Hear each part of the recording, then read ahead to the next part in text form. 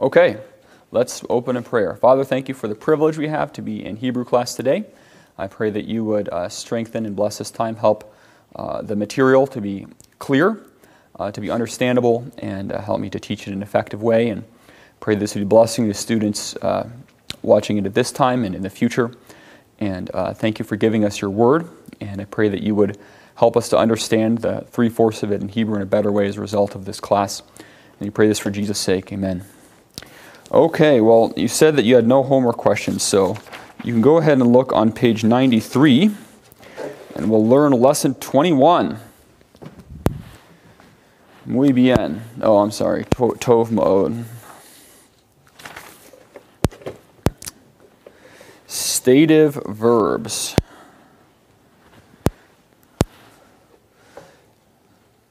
You there? Yep. Okay, good. All right. So, what is the type of verb that we've kind of gone over thus far? We've looked at all kinds of different types of it. We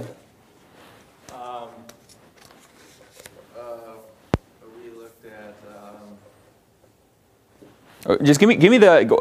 What's kathav? He wrote. He wrote. Okay, yeah. What are the forms of it?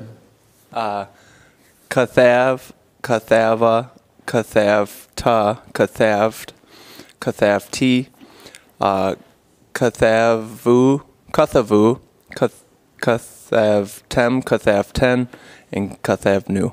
Very good. Except the only thing is there was a bit of two of the forms. It's kathavta, kathaft, kathavti.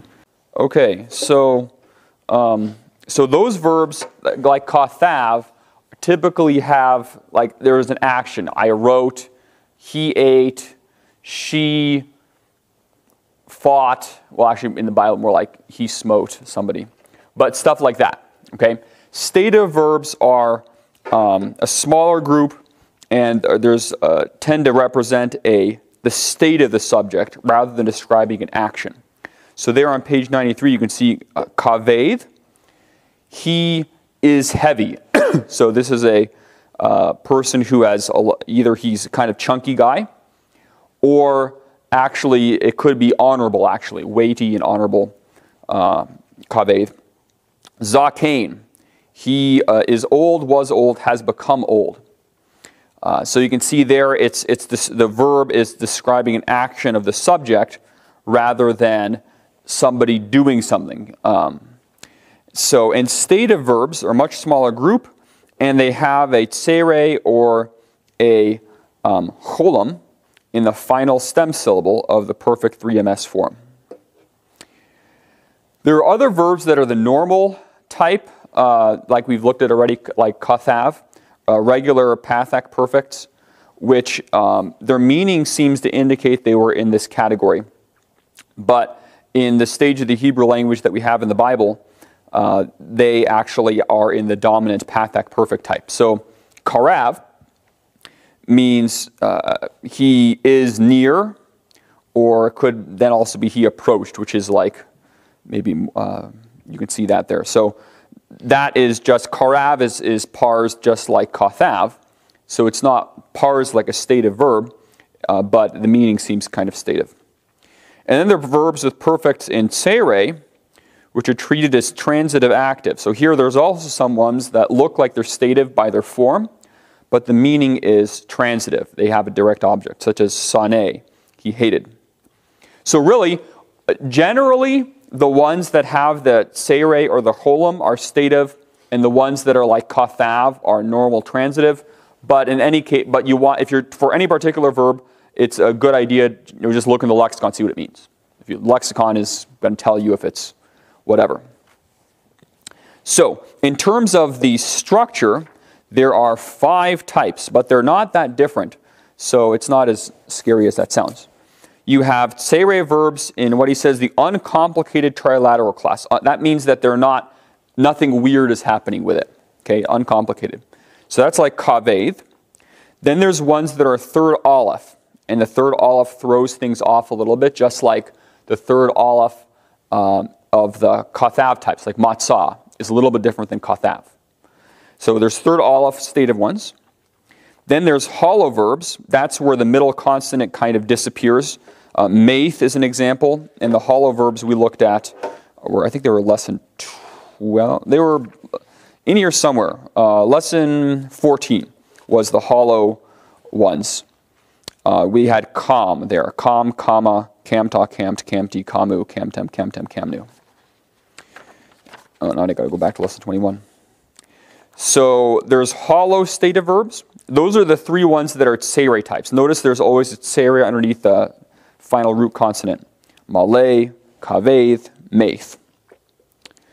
In the lexicon, maith would actually be under this with a cholam or cholam wow. So it'd be under those. That'd be the trilateral root. Wow is the middle root. So there's also cholam verbs in the uncomplicated trilateral class.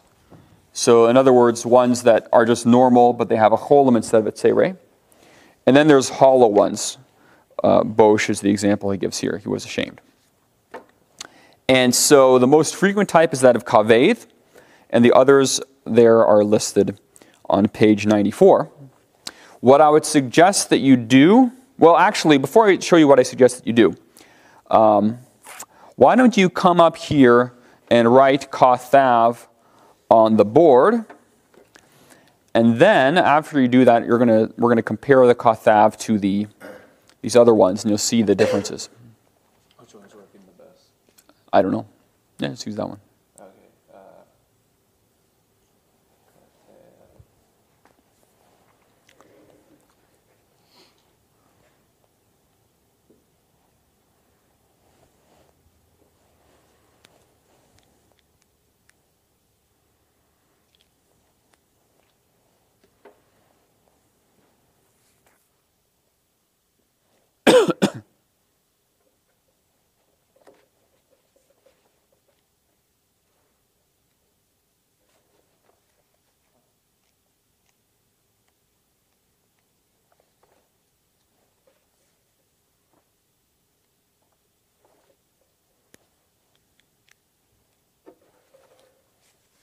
While you're doing that, I'm going to write matzah over here, actually.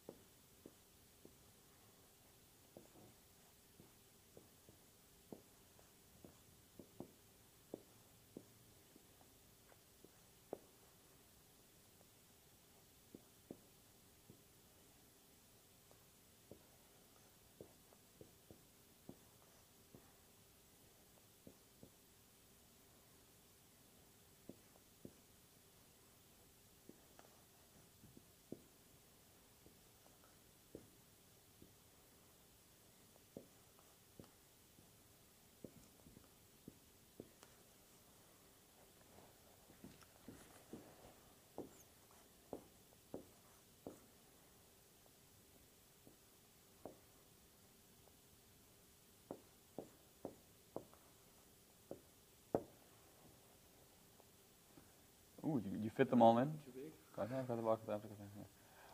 Yeah, you can write them here. You can stick them there. I'll try to fit all mine in one column here.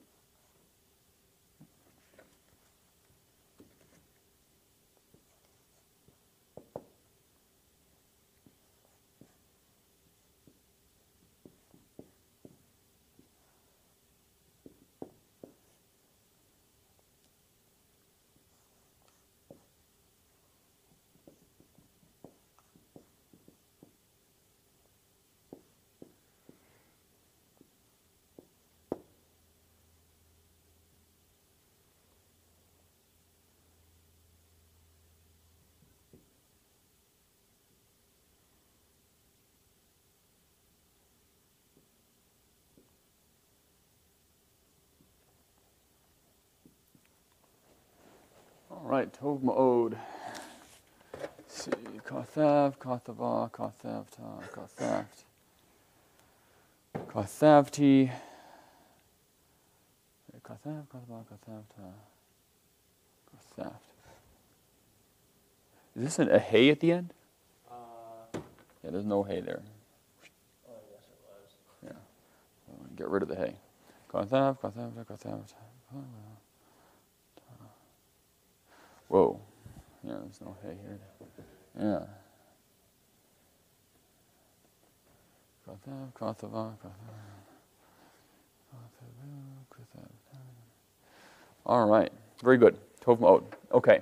Now, tell me on that, compare that with Kaved on page 94. And you can actually put in blue, let's pretend for a second that Kothav was actually like Kaved, okay? And so somehow this is now, I've just changed it to a stative verb, okay? This verb is now stative. What vowels, go ahead and change in blue, put the vowels that are different for Kaved versus Kothav. So we've just changed Kothav into a stative verb.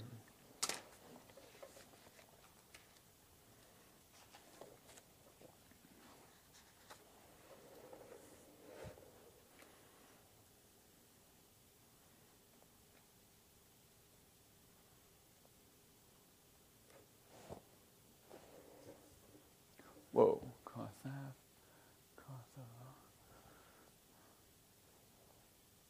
Whoa. This is offered to, yeah. Kothav, Kothava, Ka, yeah. Kothav, Kothava. That's what happened. Okay, yeah. Kothav, Kothava. Yeah, method, yeah.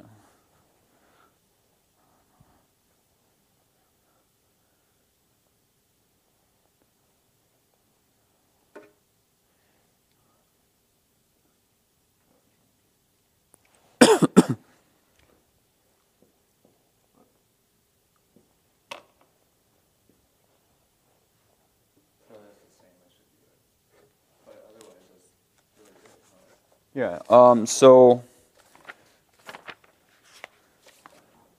wait, okay, on this one, yeah, Kothav became Kothav. Yeah, that's the change. And I think there's one other thing.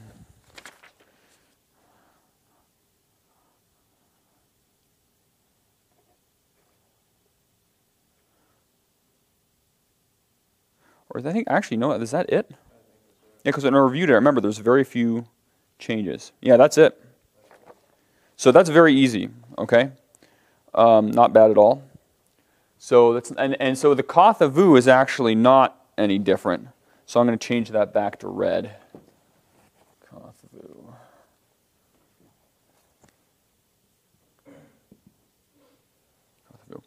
Okay, so, and this already had a method too. So the only difference is Kothav versus Kothav, or Kaved, obviously it's a different verb. So that's not bad at all, obviously. How about the Yareh? Yareh, to be afraid, versus Matzah, to find here. Why don't you change whatever would, we've now transformed Matzah into a stative verb.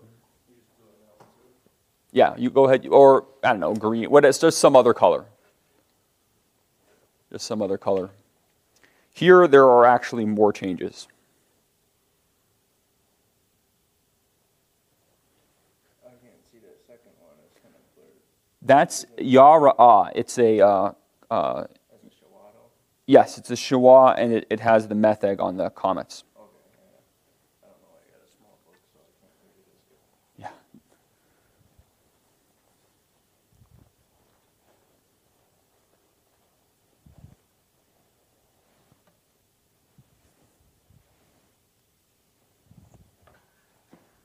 Here, and if you have something to say, you can use the mic. I just put it behind you.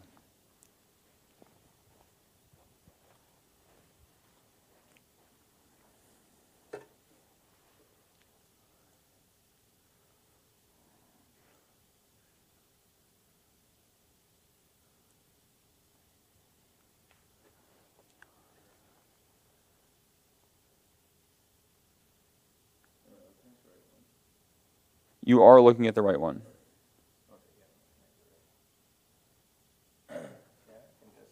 Good. Tov ma'od. So that's not that different either. You just notice that there's a few tseres that indicate, so the stativeness kind of shows up more in the third aleph, that it's the tsere.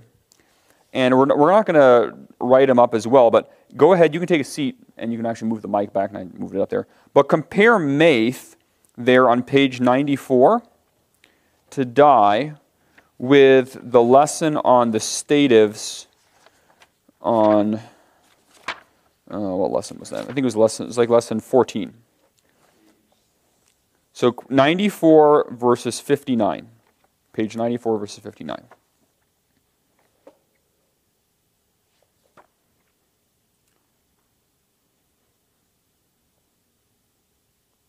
Let's actually say the 59 together, and then you can tell me what's different on 94. Okay, so 59. Comma, camta, camt, camti, camu, camtem, camten, camnu. Tov ma'od. Okay, now we have Maith. What is Maith doing?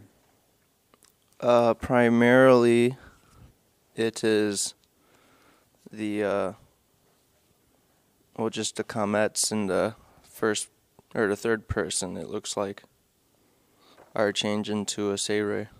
Good. Tov ma'od. Yeah. So instead of comments, you have seires, and that's the third person. In the second and first person, are there any differences? There are less consonants. Are there? No. No. Okay. Because these are hollow. This was the hollow, com is hollow, and ba is hollow, and so is Maith. So there's the same consonants. For Mati there is. Mati? Yeah, because Camti is, well, I guess that's actually Hirek Yod. Never mind. Oh, yeah. Oh, yeah, there is actually less Cam. Anyways. Oh, yeah, you're right. You know why there?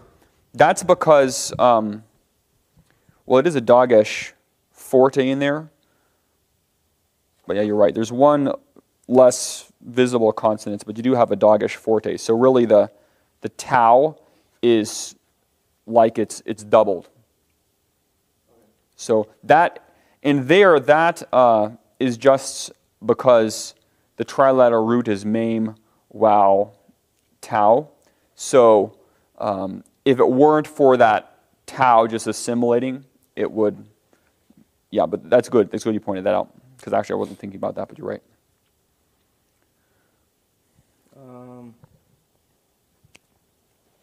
Other than that,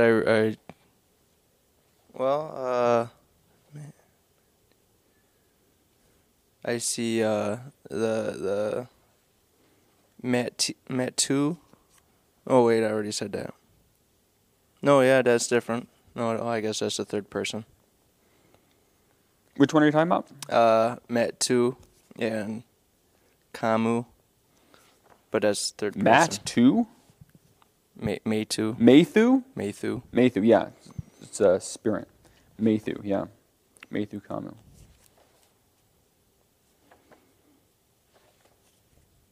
Yeah. So we have the tseres versus the comets, and that's really the main thing. Besides, that's very, very, very similar, except here there's that situation with the tau assimilating, but that's just because of the root consonant. Anything else? No, Nope. Other than like Mat 10 and Mat 10, but that's the same thing with the tau. Good. Tov ma'od. So that's not too bad. And then we have Yakol. So Yakol is he is able, he is able. Yada Yakol. All right. Now, so there we have, those last two are the holum hollows, the holum statives. So there, how does Yakol differ from Kothav?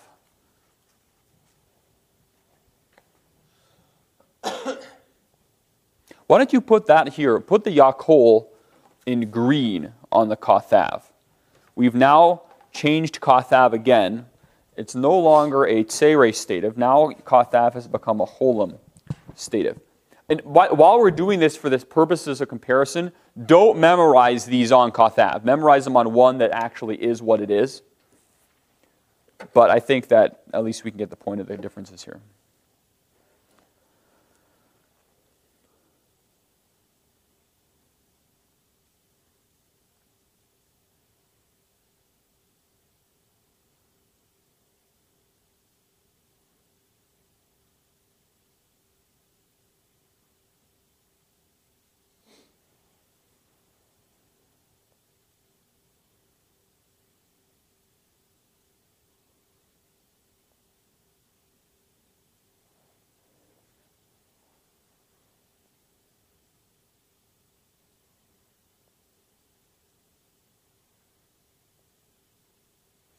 And by the way, in those plural heavy ending ones, the second masculine plural and second feminine plural, what vowel is that you just put underneath the second root consonant?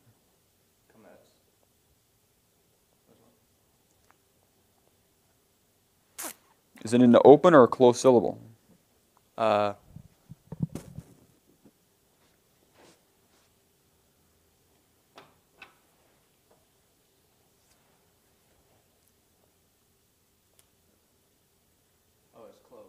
Close syllable, yeah. The transliteration, take a look at the transliteration.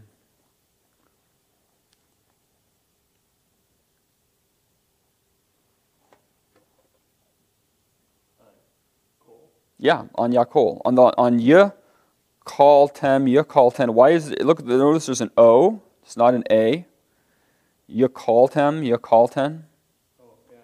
So what is that? Like Holem. I forgot what the word is called. It's like Holem. It's Kametz Hatuf. Yeah. That is a Kametz Hatuf.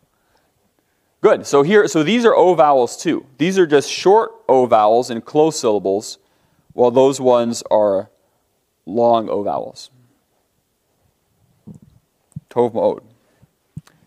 Yeah, so there you can see the O shows up a bunch of times. Yakol, Yakala, Yakolta, Yakolt, Yakolti. Yakalu, Yakaltem, Yakalten, Yakolnu. And then Bosh is your hollow O vowel stative. And we'll just read that one together. Bosh, Bosha, Boshta, Bosht, Boshti, Boshu, Boshtem, Boshten, Boshnu. And notice those are Kametz Hatufs as well. Let's do one more time. Bosh, Bosha, Boshta, Bosht, Boshti, Boshu, Boshu, Boshtem, Boshten, Boshnu. Why are some of them in brackets? It said somewheres, I don't remember. The brackets are ones that particular form doesn't appear in the Bible, okay? Oh. But they figured out from extrapolation. And while that particular form doesn't appear in the Bible, that doesn't mean there's not another. Like on to be afraid, Yurethen, we don't have any instance in the Bible where you have a plural group of ladies specifically said to be afraid. So that particular form is not, or feminine, feminine, whatever. So that particular form isn't in the Bible, but that doesn't mean there isn't another third aleph stative verb that has a feminine plural. So you still want to learn the ones in brackets, but they're just telling you that that particular form is not present in that verb in the Bible. So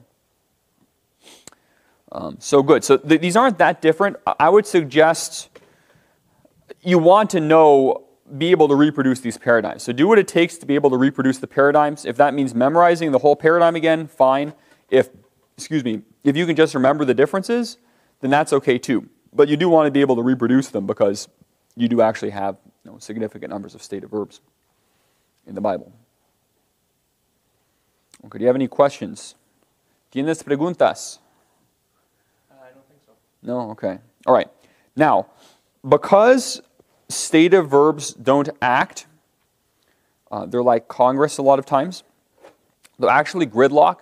Gridlock is often good because when the government is in gridlock, it's not doing anything bad. See?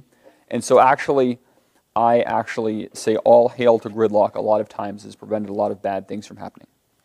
So, and then we kind of get left alone for longer. But anyway, so stative verbs, because they rarely appear in participial forms like kothave, because they aren't doing things as often. But there are adjectives associated with each of these verbs, and their adjectives are frequently identical in stem form to the third person masculine singular of the perfect. They can be confused with the 3MS, but oftentimes the context will let you know whether it's an adjective or a verb. So kaveth could be a stative verb. He is heavy, or it could be an adjective, heavy, kaveth. Similarly, zakein, he is old, he became old, versus the adjective zakein, old. Ra'ev, to be hungry, ra'ev, hungry, and so on. Taher, tahor, you can see there it's not identical. To be pure, the adjective has this chol and wow, tahor. Karav, to be near, an adjective, karev, approaching, and karov, near. Maith, to die, maith, dead. Male, to be full, male, full. Katon, to be small. Katon or katan, small.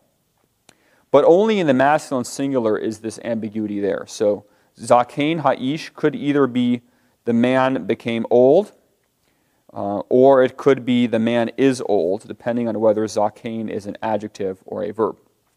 But if the subject is feminine or plural, you can clearly tell. So, zakana ha'isha. Zakana is your 3FS. So the woman became old.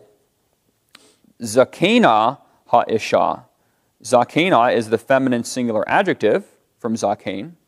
And so zakena ha'isha, the woman, implied verb is old. Zakanu ha'anashim. 3M, the third person plural form of zaken, or zakein.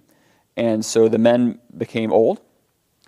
Zakenim ha'anashim. Zakenim is the masculine plural adjective. So ha'anashim, the men are old, are implied as verb. So both the verbs and adjectives can be used with min, from, in a comparative sense. So kaved ha'ish mimeni. The man is weightier than from me. The man, which means the man is weightier than I am. The man is more important than I am. So kaved can be weight in terms of literal weight, like you weigh a lot, or it can be, like when you treat somebody as honorable, you're treating what he says as weighty. So kaved is also used for honor or importance. So that's where that sentence came from. Stative verbs from geminate roots. Do you remember what a geminate root is? If not, you can look back on paragraph 68, and you'll find out.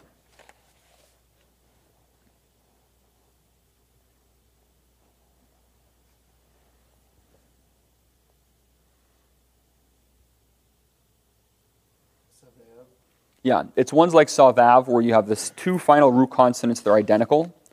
So savav, savava, sabotha, saboth, sabothi, savu, sabothem, sabothem, sabonu. Ones like that are stative are inflected like tam here to be complete finished in the third person. So tam, tama, tamu. And the rest of it's like savav. So the rest of that paradigm. So what would the second masculine singular be of tam? Second masculine singular. Masculine singular, yeah.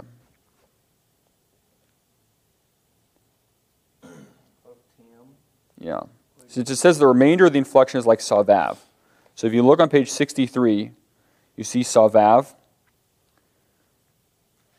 Because if you don't understand what he's saying there, then obviously that's not going to mean anything for you. Yeah, so this one, you see where I am on 95? Yep. Yeah, so on page 63, savav is just a regular geminate, as far as you can call a geminate verb to be regular. It would be tamotha. Tamotha. Tamotha. Yeah, it'd be tamotha, tamoth, tamothi, and then you have the third person plural tamu, and then it'd be tamothem, tamothen, tamonu. Does that make sense? Yes. Okay, good. So that's how you do the geminate ones. Any questions about the stative verbs? Which is the main thing in this lesson, though there's one more thing. That's the main thing. No. No? Okay, good. Tov mode. Here we have the nouns av, ach, and peh. You know what those nouns are? Hebrew? Yeah. Father, brother, and peh. La boca. Oh, here, mouth. Yeah. Father, brother, and mouth. Now, those are words that are common enough in the Bible, so it is important to learn this as well. So here we have suffixes, and these have a different form of the suffixes than some of the stuff we've come across so far. So you have the absolute av, the construct form avi, father, like in father of whoever. Oh, no, it says right below there, doesn't it? Father, brother, mouth. Huh, okay. And then you have avi, would be my father. Avika would be thy father, masculine singular. Avicha would be, or avich would be thy father, feminine singular. Then you have two, you have avihu and aviv, which would both be his father. So two forms of his father. Then you have aviha, her father, avinu, our father. And then at the top of the next page, you have avikem, your father, masculine plural. Aviken, your father, feminine plural. Avihem, their father, masculine plural. Avihen, their father, feminine plural. And so you probably should memorize at least one of these three, and just because that's what happens. The suffixes are a lot of very significant similarities, of course, but let's go ahead and say the brother ones together on this page, the next page. Okay. Ach, achi, achi, achika, achik, achihu, achiv, achiha, achinu, achikem, achiken, achihen, achihen. All right, let's try mouth too. Pe, Pe, pi, pi, picha, pich, pihu, piw, piha, pinu, pikem, piken, pihem, pihen. All right. Then he also gives you the plural forms of ach, brother. So brothers, brethren. Let's read those together, all of those. Okay. Achim, ache, ache, acheka, achayik, achaiv, acheha, achenu, achekem, acheken, achehen, hem, achehen. So that would be ache. What does that mean? Ache. Brother of. It would be my brethren. Oh. See, this is plural of ach, brother. So my brethren, acheka would be thy, masculine singular, brethren, plural brothers. So what would achenu mean? Ahenu. That would be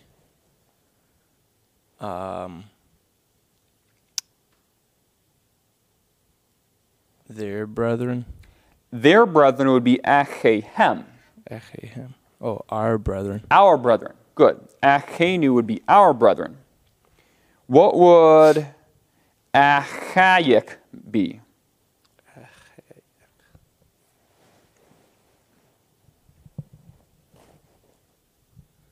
Thy brethren. Good. And the thy would be like a woman. Yeah. Good. Tov mode. So since he gives you both of them for ak, probably the best thing would be just memorize the ak with the suffixes in the singular and the plural, and then just remember that av and ped do the same sort of thing.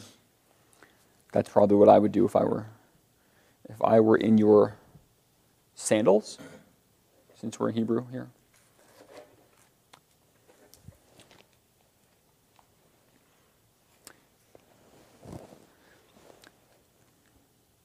Okay, let's look at the vocabulary. Peh is mouth. The plural is rare because most things only have one mouth. We get enough trouble with just one. Those prepositional phrases, kafi, lafi, and alpi. It would be like the mouth of, upon, alpi. But it comes out with the meaning of in proportion to, according to. So if I gave you food, al p, according to your eating, it would be according to, I guess, what your mouth could put in if you think about how the phrase developed. But all three of those kind of have a sense of in proportion to, according to. You can also use it with asher, and kafi asher just means according as. And you wouldn't want to translate it like the mouth of that or something like that, because that according as is fine. Then he says, note the phrase pe'echad. He says unanimity. There, that's kind of more non-literal than you have to be. That would be like one mouth.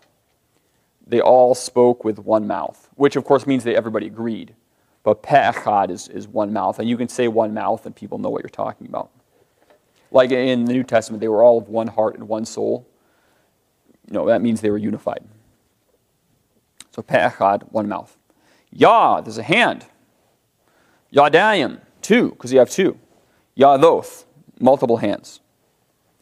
And it can be used for the side as well. He says figuratively force, something like, the hand of the Lord was upon Elijah. That's what he means. He means something like that. But you could usually still translate it with hand there.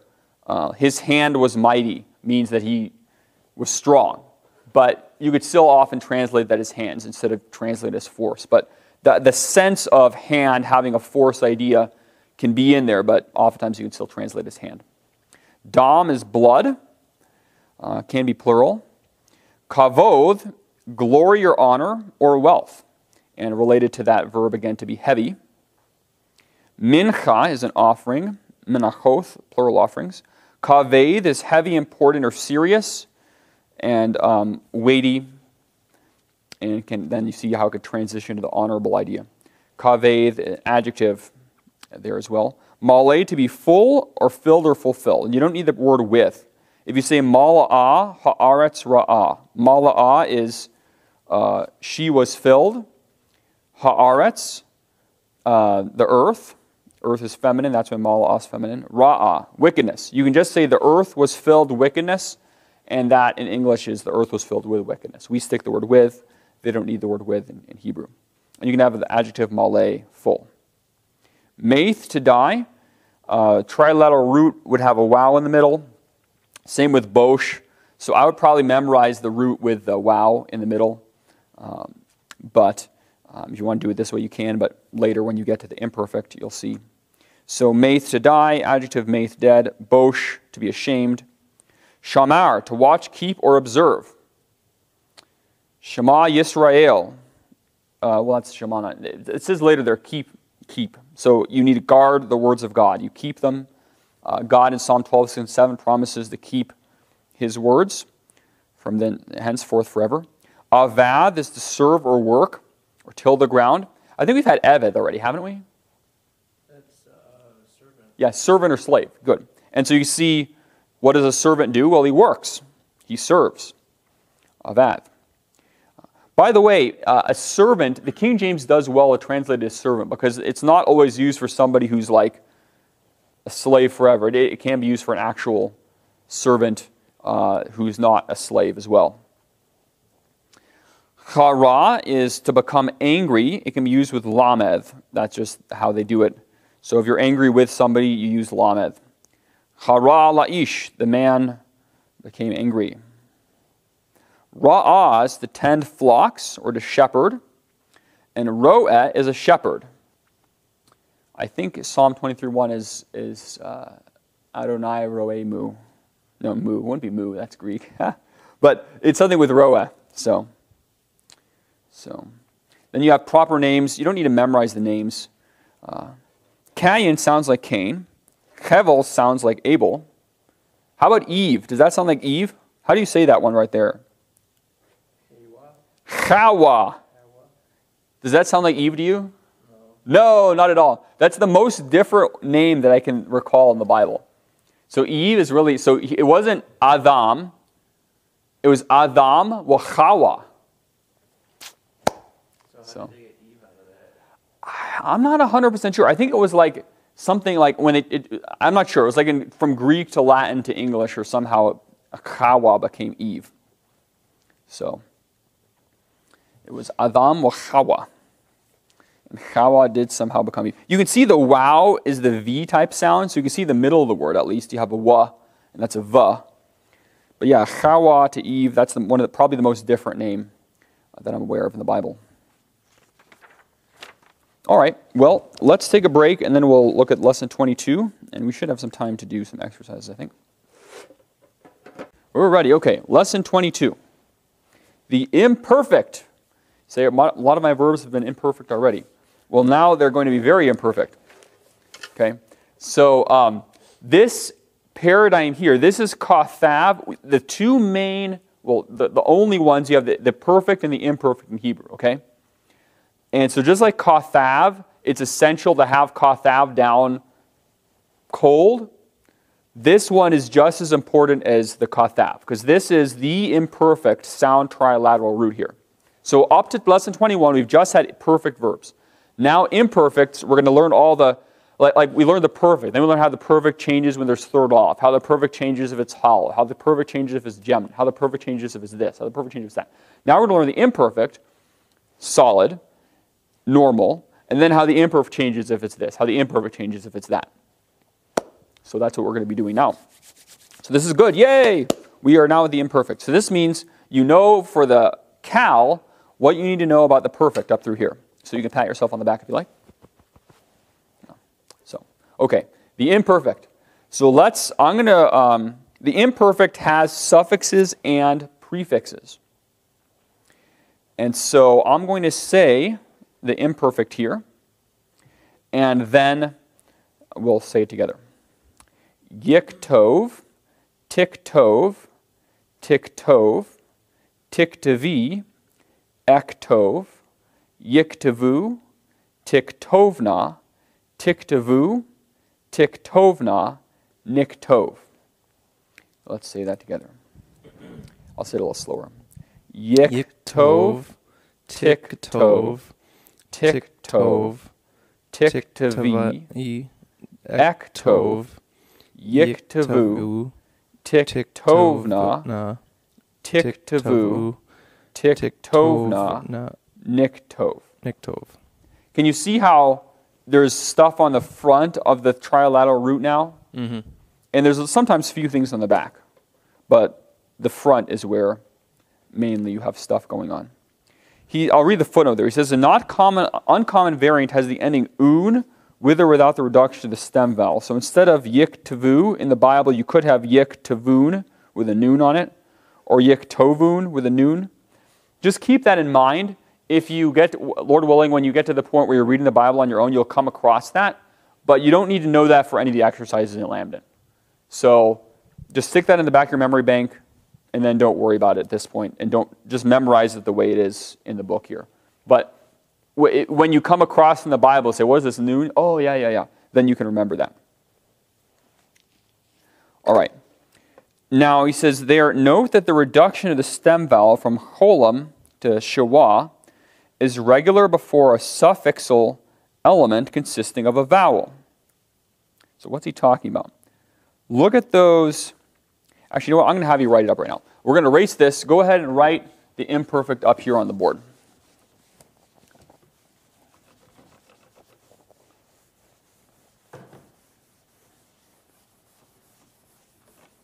Since this is one of those things that it is truly, absolutely essential to memorize.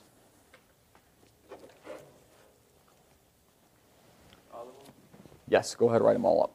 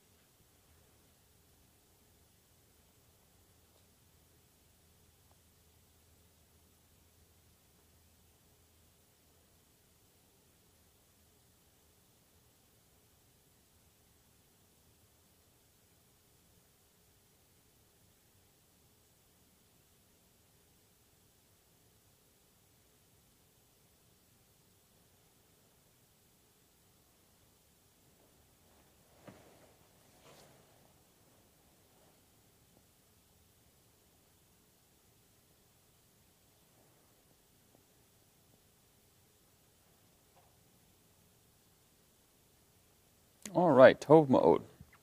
Now, in the next sentence in the book, Lambden says, note that the reduction of the stem vowel from cholam to shawah is regular before a suffixal element consisting of a vowel.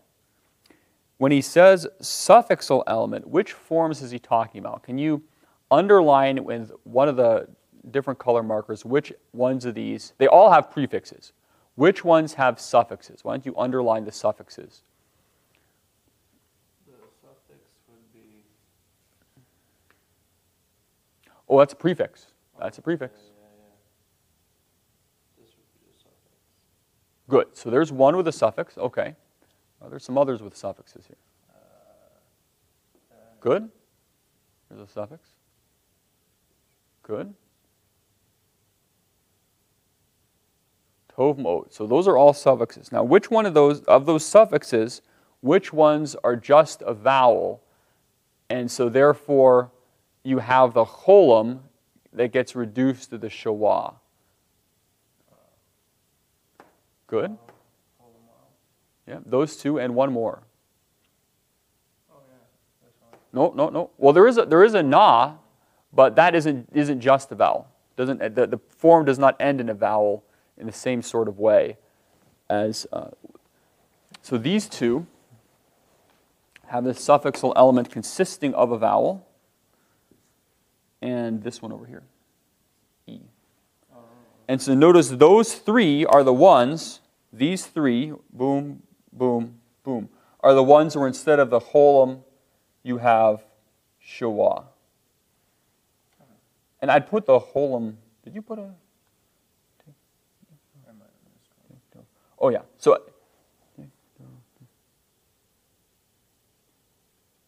Oh yeah, there should be a holum here. Okay. So those are the ones where instead of the ones, they all have holum, except these three that have those have the shawa instead of the holum. So it's regular, makes sense. Now, notice also in the plural, there is a gender difference in the third person plural. You have they will write with masculine plural, and they will write feminine plural. Yiktavu tiktovna. So this is they will write for it's masculine or mixed. This is they will write just a group of ladies, or feminine, whatever objects or things. So in the perfect, you just had kathavu. There was no gender distinction for the third plural, but here you do have a gender distinction. But notice also that the feminine plural of the third person and the second person. And tell me all the differences between these two forms. The third person feminine singular, or excuse me, third person feminine plural, second person feminine plural.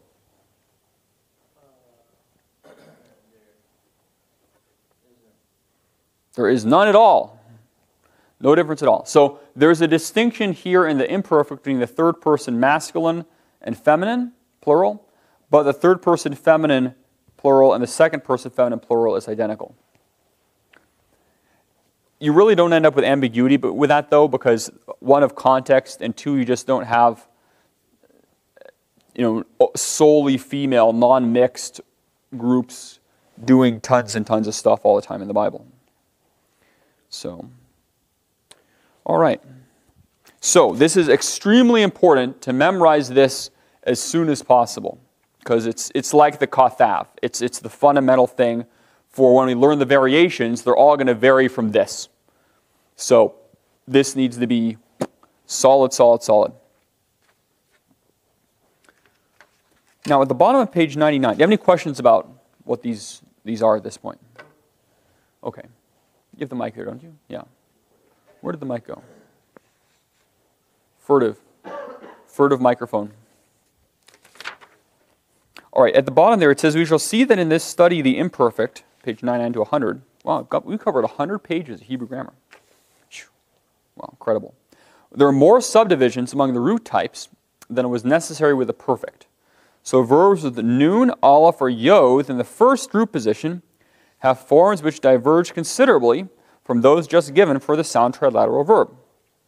So that's unfortunately just how it is. Verbs introduced thus far that are exactly like kathav are all these. So zakar, yizkor, he remembered, he will remember. So to remember, karath, shaver, shamar, or shavar, shamer, lakav, kavatz, shavath, and kathav, those are all entirely sound, normal, imperfects. All those will be just like this. So, shaver, for example, will be yishbor, tishbor, tishbor, tishburi, eshbor, tishbaru, tishborna, tishbaru, tishborna, nishbor. So, those ones are all perfectly normal, and that's good.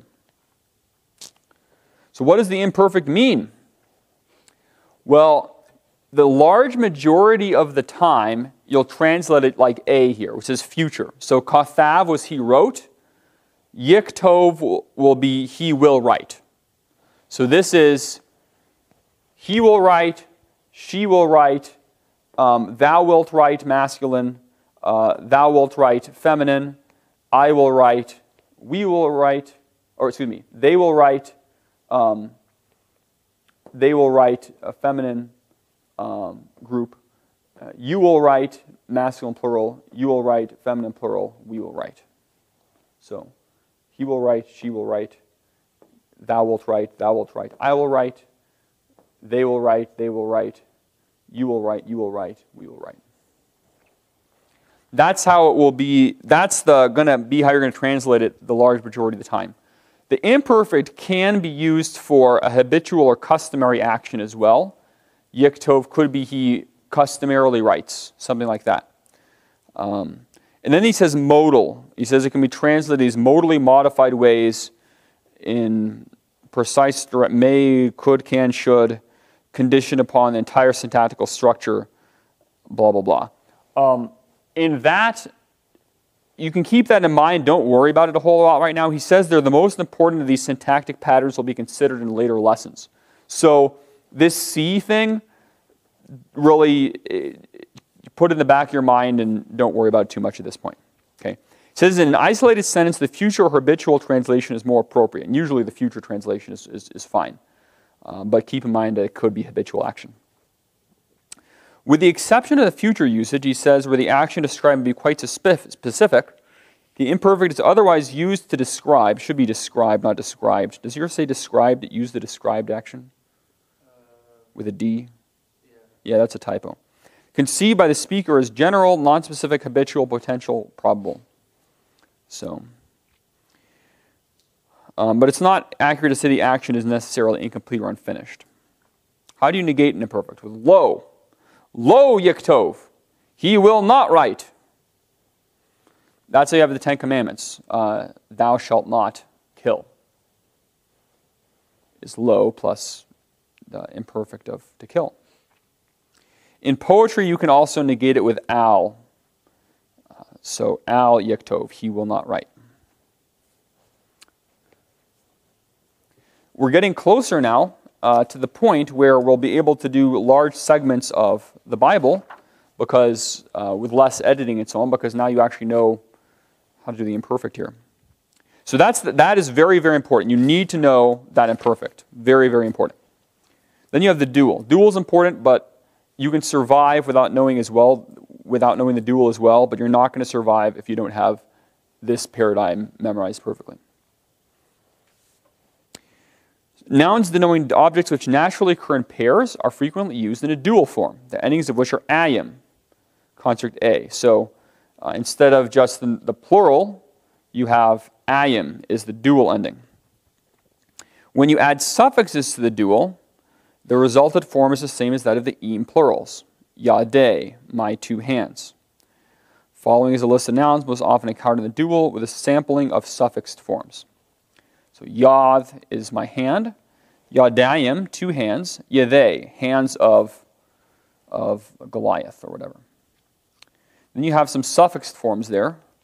Yadeh, Yadeika, Yadayak, Yadayo. What does Yadeh mean there? What is Yadeh and what's Yadayak? What's Yadaika, Yadayak, Yadayo? Tell me what those suffixed forms mean. How would you translate those? Those would be microphone. The hands of. Well, no, it's not a construct. It has the suffix. Okay. Yadive. Is that what we're looking at first? Well, okay. Yad is just tell me them all. Go from left to right. Tell me what those all mean. Okay. Yad is hand. Yeah, it's a singular hand. Good. Yadim is two hands. Yadayim, good, two hands. Yadeh is hands of. Good, hands of whoever. And then Yadive. And think of the suffixes being stuck on the singular form. They're not stuck on the construct. Okay. These are all suffixes aren't stuck on the construct form. They're stuck on the normal form. Okay, so anyways, go ahead. Yadive would be hand.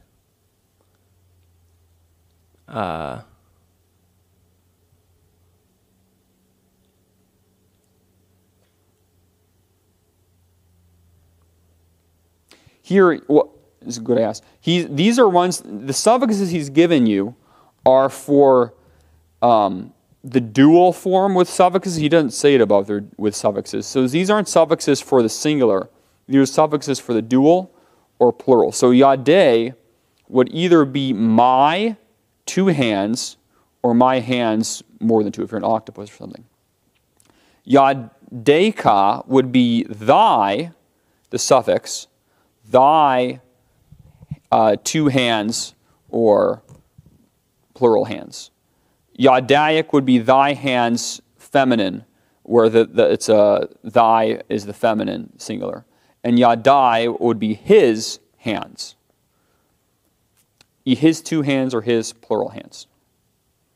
So the suffix is the e, the a, the aka, ayak, I. And where are we? Remember in lesson 20, we saw the suffixes on the word horse. Susi, susaka, susake, suso, susa, susenu, suskem, susken, susam, susam. Go back and take a look at lesson 20 just to remember what we're talking about here. We're talking about on page 86 there, those suffixes that change horse to my horse, like that.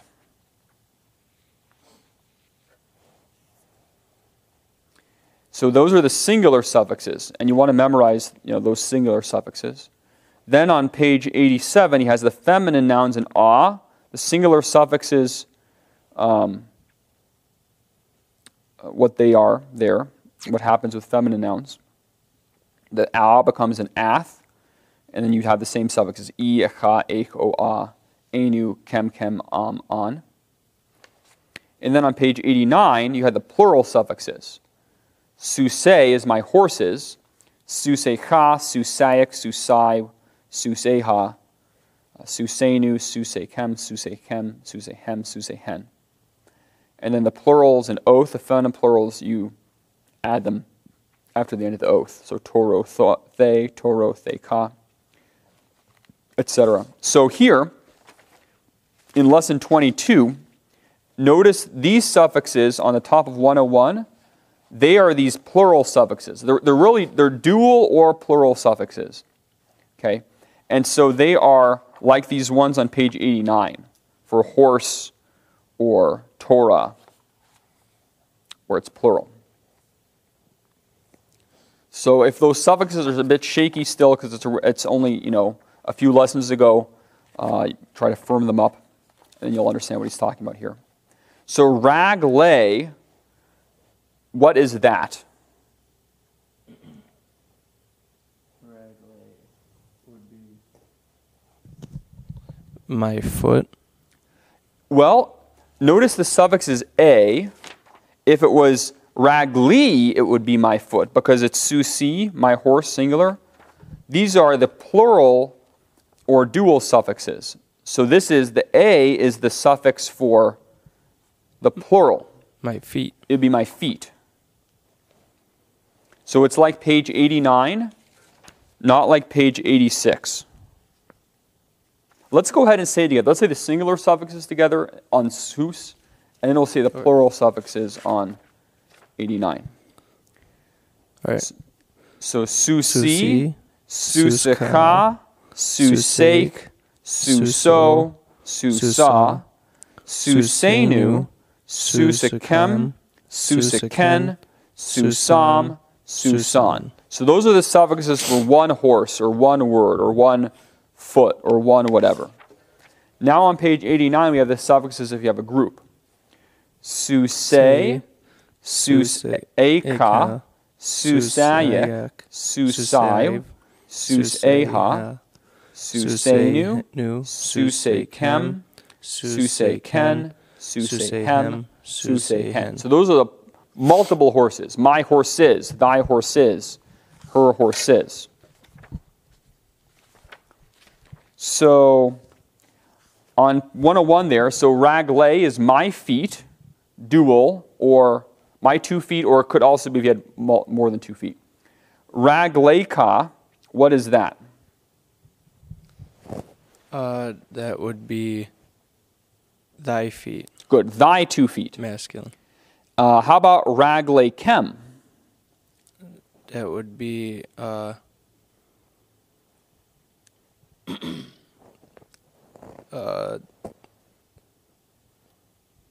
that would be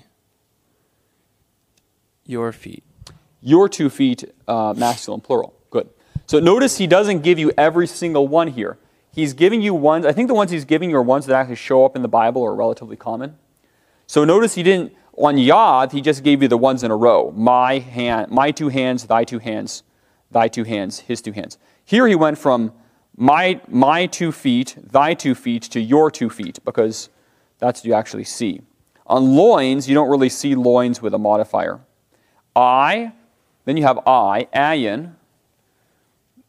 Anayim is my 2 eyes, not mine. Anayim is 2 eyes. Ane would be eyes of whoever. The eyes of the Lord in every place. Ane, Adonai.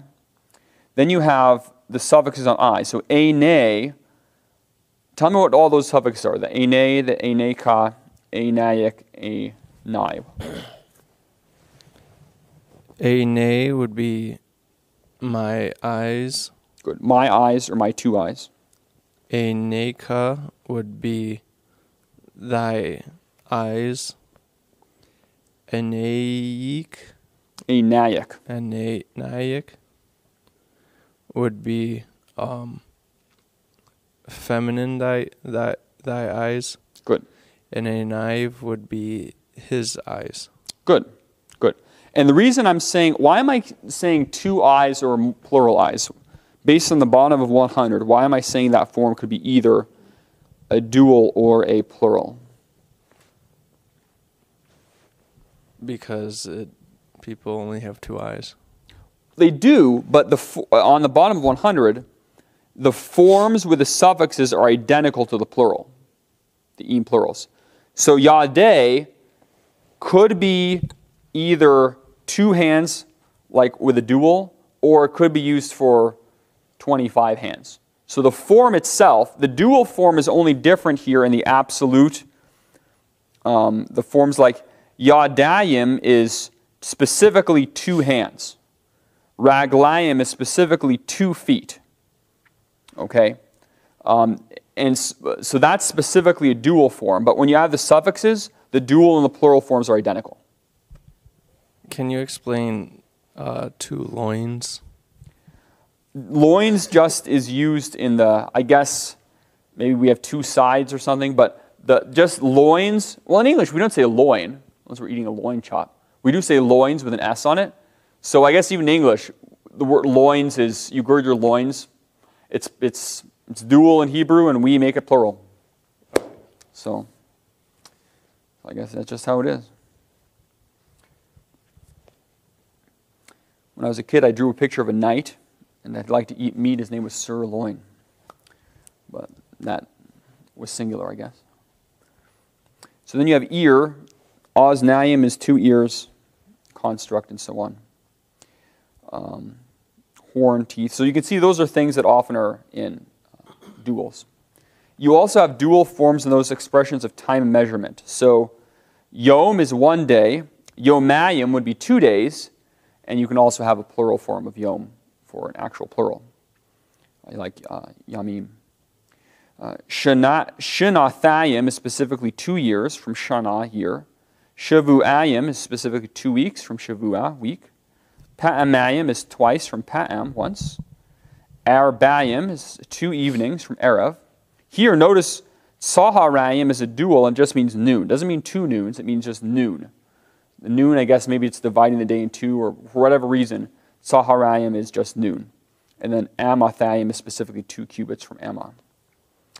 And you can have the adjectives that modify dual forms. You only have dual forms on nouns, not adjectives. So adjectives modifying the dual are plural. So yadayim, 2 hands. Hazakoth, strong. 2 strong hands.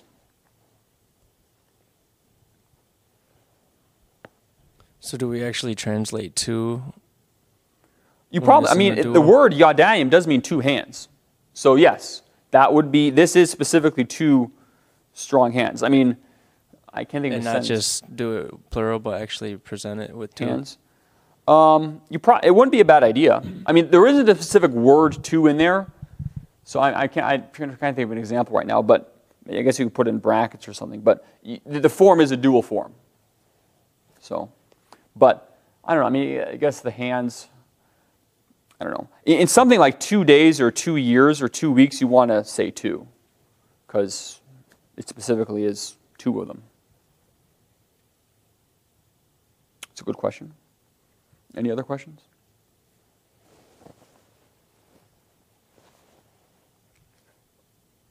No. Okay. So then we have the vocab. Ozen, ear. Oznayim, dual. Notice I'm saying oznayim. That is a kametz hatuf, not a kametz. It's in the closed first syllable.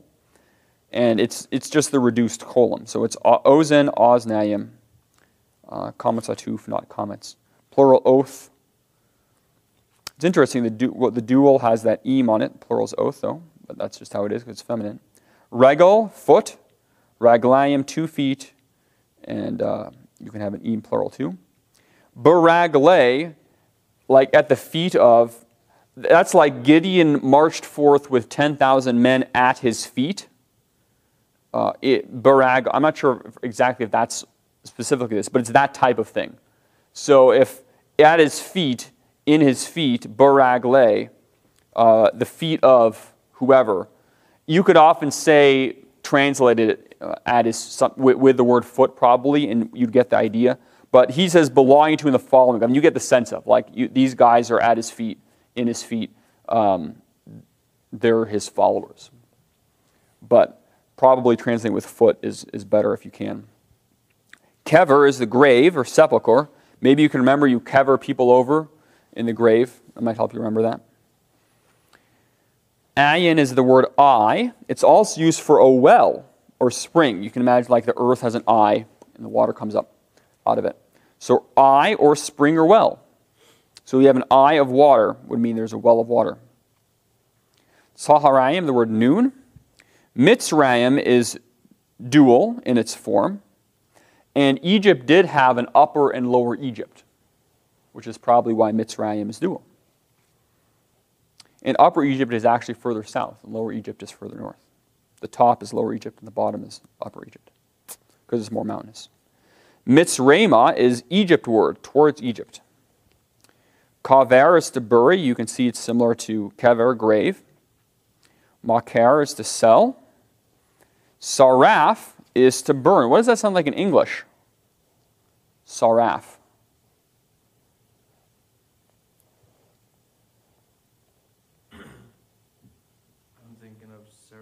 Seraphim, yeah. Seraphim are you using the mic? Yeah. Seraphim are burning ones. So saraf, to burn. Darash is to inquire, seek, or acquire. And if you went to the doctor, if you had a rash, he asked you, why have you come to inquire of me? And you'd say, darash. You'd point to it there. That's why you're seeking him. Okay. So darash is to inquire, seek, or acquire. Pa'amayim is twice. That's the vocab for Lesson 22. Any questions on Lesson 22?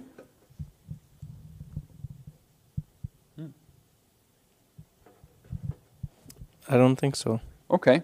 Well, we'll take a little break, and then we're going to do some homework.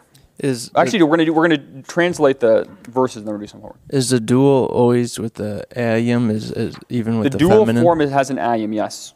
All the feminines will always be that too. Yep. Okay. Yep. Dual is always going to be an ayim. Like you can see, look on ear. Ear is a feminine noun. Ozen. The plural is oznayim, but the dual is oznayim, but the plural is with an oath. So, or regel is foot is feminine, but the dual is raglayim, 2 feet, but the plural is, well, there the plural is eem, but notice his foot is feminine. Yeah, actually all of these are feminine up at the top, Yeah, they are. except for loins. Yeah, look at that. Yeah, so they're all feminine, but they all have the eem. So the plural will always be, the dual will always be ayim, even if it's feminine, yes. That's a good question. Okay, let's take a break. All right, well, that'll work. All right, so, I'll just plug this for right now, but when you have extra time, in addition to doing the homework and everything, feel free to start trying to learn the accents. The accents are the third and the final alphabet sort of thing to learn, and I think they're harder to learn than either the consonants or the vowels. So, but you should learn them because I think God put them in there, and also they do have exegetical significance at times. Just as an example, in Hebrews 1, thy throne, O God, is forever and ever. Under the sun he saith, thy throne, O God, is forever and ever. The scepter of righteousness, the scepter of thy kingdom. Where the Father says to Christ, oh, your throne, O God, quoting Psalm 46, there Jesus is clearly called God. Okay? What do anti-Trinitarians do with that verse? They say it should say, God is your throne. So like the Messiah is sitting on God or something. Doesn't make a whole lot of sense, but they say the Greek could be either way. And the argument for the Greek there isn't that great, for God is your throne. But in your throne, O God, is evocative, is a better Greek than God is your throne. But it's Psalm 45. And in Psalm 45, the accents show it's thy throne, pause, O God, not God is your throne. So the accents actually show it's not the anti-Trinitarian view. It's actually the accents support that the Messiah is called God in that verse. So just one example where the accents make a difference. Or there are other instances. Habakkuk 2, where the just shall live by faith. The versus what was it? The just by faith shall live. It's not that. It's the just shall live by faith, which includes justification and sanctification. This one? Yeah, the accents. I gave you several things on the accents. One is from Muraoka's grammar. One is from Gesenius's. And you don't have to learn. I mean, we're going to be talking about it later. You still have a few things to learn. But if you, these handouts, the verses have accents in them. So if you could look at those sheets, read them, and then start to identify the weird marks that you don't know yet, and those are going to be accents. Each word, unless there's a method, because if there's a word with two words with a method, they're considered like one word, will have an accent. So you don't have to learn them yet, but and memorize the imperfect first. Okay, memorize the imperfect first. But they're a challenge to learn, and so if you have the time, feel free to start taking a crack at them. Okay, so at 18 to 20, go ahead and read Shophatim 13:6, and then tell me what it means. Ish ha Elohim ba Ele. The man of God came to me. All right. Tov Ma'od. Where am I here? Oh, I'm on the wrong page.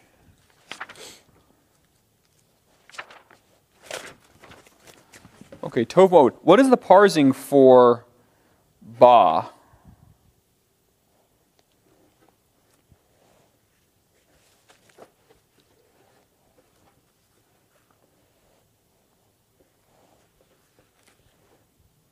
What do you mean? Is that a masculine? Is it a feminine? Yeah, I should tell you what I mean. This ba is a cal perfect 3ms. Cal perfect 3ms. At this point, every single verb you've seen is cal. That's the basic one that we're learning the perfect and imperfect of. Later we're going to learn they have a passive one usually passive called the nifal. They have a causative one called the hiphil, stuff like that. But every verb you've looked at so far is cal. But so if I ask you to parse, say it's a cal, because that's what it is. They're all cal so far. That's the basic one. Perfect, every verb we've learned up till today has been perfect. So all the verbs that you've up to this lesson have been perfect, because now you know there's an imperfect too. So they're all going to be cal perfect in this thing. And then it's the First, second, third person, masculine or feminine, and singular or plural. So if I say pars, I mean all of that. So they're all going to be cal perfects, unless I gave you a footnote that says something else. And those are 3ms. And then the lexical form you'd want to say with lexical form is 2. The lexical form is ba or bo, trilateral root of it, which means to come. So the parsing of ba is cal perfect, third masculine singular from bo to come. That's what I mean by that. Or if I say, let's say parse the next word, eli. Eli is a preposition with a first common singular suffix, meaning to me. So that would be how you would parse that. So the man of God, Isha Elohim, came to me. Ba Eli. Why did you say the man of God? I mean, is there an article on Ish? I can see there's an article on Elohim. So why didn't he say a man of the gods?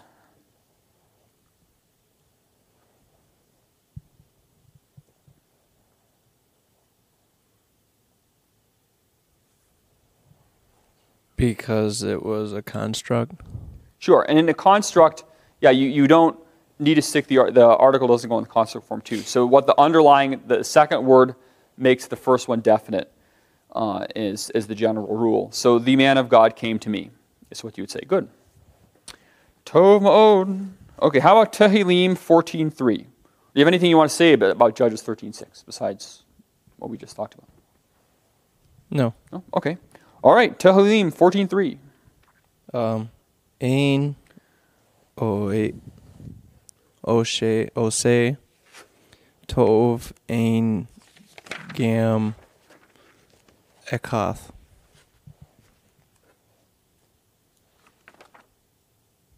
There is none good, there is not even one. Good. Tov ma'od. So you can see there the idea of universal depravity of human nature is very clear in the Old Testament. It's not just in the New Testament. Old Testament is very clear that every man is sinful. All right. Ein is, what is ein? It's a negation. Good. There is none. Good. Ein. Good. And what would the parsing of oseh be? That would be Kal. Good. It's cal, because everything's cal so far. Perfect. I should actually, this is a little, I should tell you this. That oseh is actually it's not a perfect verb, it's a participle. Yeah, it's an active participle. And is it singular or plural or what?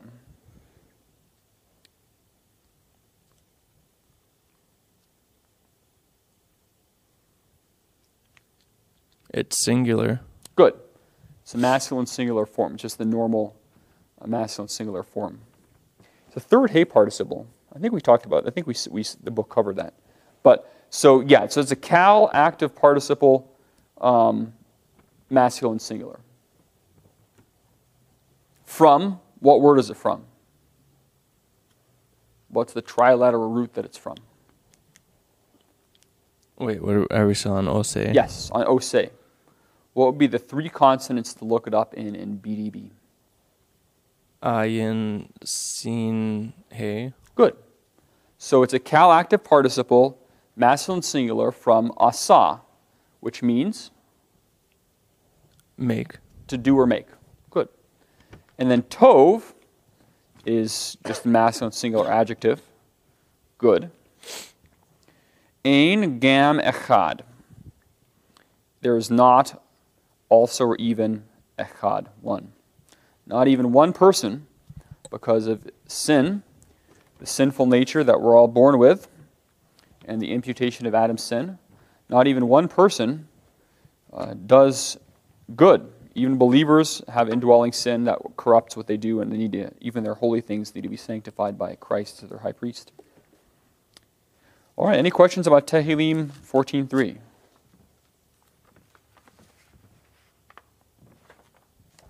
No. No? All right. Tov Ma'od. Okay, let's go to Tehillim 86:13.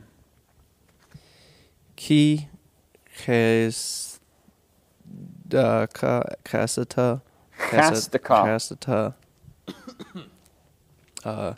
gatho Alai. alai. Okay. Alai wa hitzelta. It's hey. Wahitsalta. Wa hitzelta. Nefshi mishol Tachtia.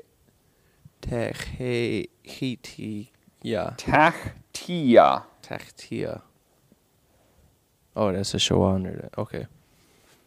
I'm reading my own writing, which I can't do, even in English. Yeah, English is real. English is a real challenging language.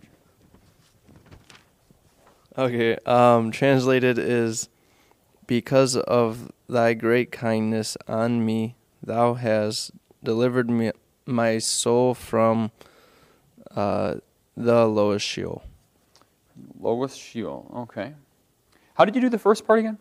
Say the first part of the sentence again. In English, Yeah. How did you translate? Yeah. because of thy great kindness on Okay. me. Where did the of come from? The dash. Dash? Well, it's not a construct there. What No. is that dash? A dash. Mikva. Mifa? It ain't Mifa. She ain't here. All right? It's not a meth egg. It does something that starts with an M. It's Makaf. McCafe. Good. So there's a Makaf. So the Makaf, what does a Makaf do? Translates up. No, the Just Makaf does not case. translate up. It just connects the two words closely. So actually, like ki and chastaka, you don't know accents yet. But when two words are connected by Makaf, they only get one accent. So the ki doesn't actually have an accent. Only the chastaka does. That's that little line that goes like this on the che, on the chas, on the first consonant. That little, that's the accent on that word. Yeah, I didn't write accents because I don't know them. Oh, which is no, that's absolutely fine. You're not responsible for that at all at this point. So no, that would just be for. Ki is for. Chesed is grace, loving kindness, mercy. And it has that singular, masculine singular suffix. So thy mercy. For ki, chastaka, thy mercy, gadol, great, alive, to me. And the verb is just supplied. So for great, supplied is thy mercy to me. Or for thy mercy is great to me. Something like that. So there is no of in the verse. It's just for thy mercy is great to me. And alai, the lamed on alai, the reason it has a comma actually is because of the vowel. I probably should have told you that. But it's still to me. Instead of alay with a pathak, it has a comma there because of that accent underneath it. The accents sometimes change the vowels slightly. So for great is thy mercy to me. Good. And then the wahitz talta, bottom there, you can see when I say pars, I mean do what I tell you in the footnotes there. That verb is a hifil instead of a kal. And you don't need to know anything about what a hifil is yet. It's a perfect. It's a second masculine singular. It's from the verb natsal as a wow conversive, which doesn't have to mean anything to you at this point. And it means, and thou hast delivered. So, and thou hast delivered. Nafshi You said my soul. Why did you say my soul? Where's the my? At the end. The suffix. Yeah. Good. The E is the my. Nefesh is soul. Nafshi is my soul. Misha'ol. What's the meme at the front? What is that? From. Good. That's the from. So Misha'ol. Taktia. What is taktia?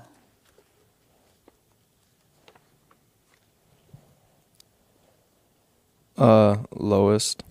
Yes, lowest. Under. I'm sure you had to look that up in the lexicon, right? Yes. Yeah. Do you remember what page it was on? No. It was on page 1066.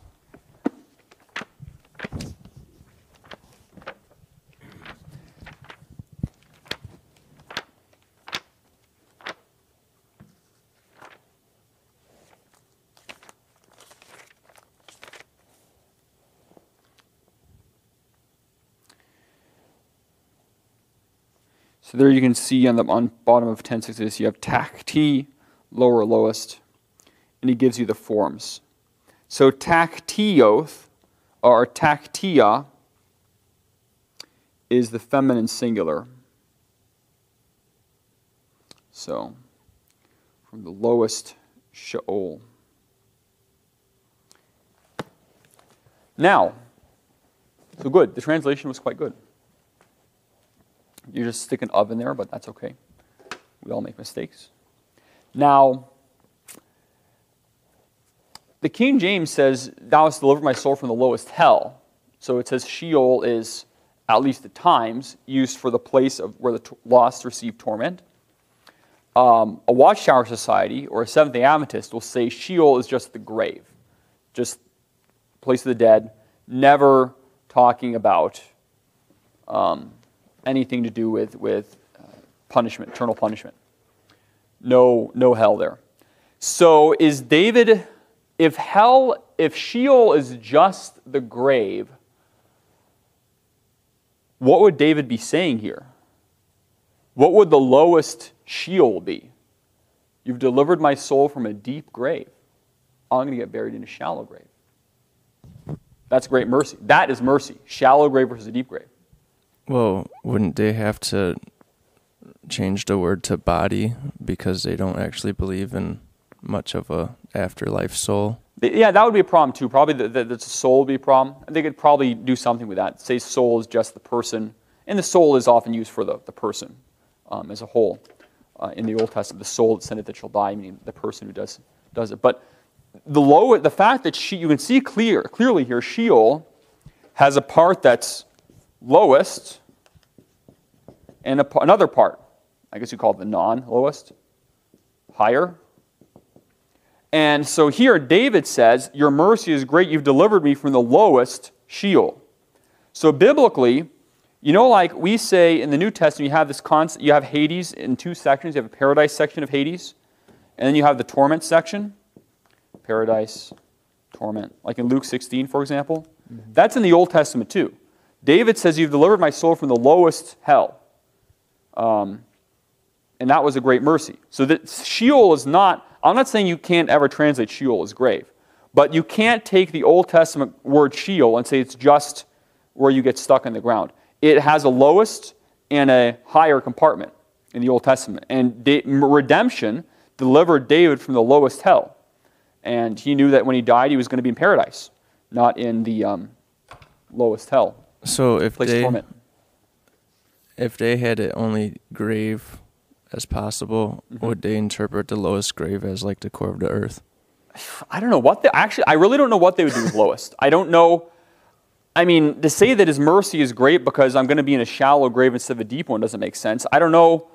I really don't know what they do with lowest. They might just spiritualize it somehow. I don't know. It seems like actually a difficult thing. And this isn't the only verse that has it. Like there's other verses that have this lowest thing with Sheol versus a higher section. So the Old Testament is totally consistent, and when the King James translates Sheol as hell at times, that's very justifiable. Like the wicked shall be turned into hell, Sheol. Well, if it's just the grave, the righteous will be in Sheol too. So what's the point?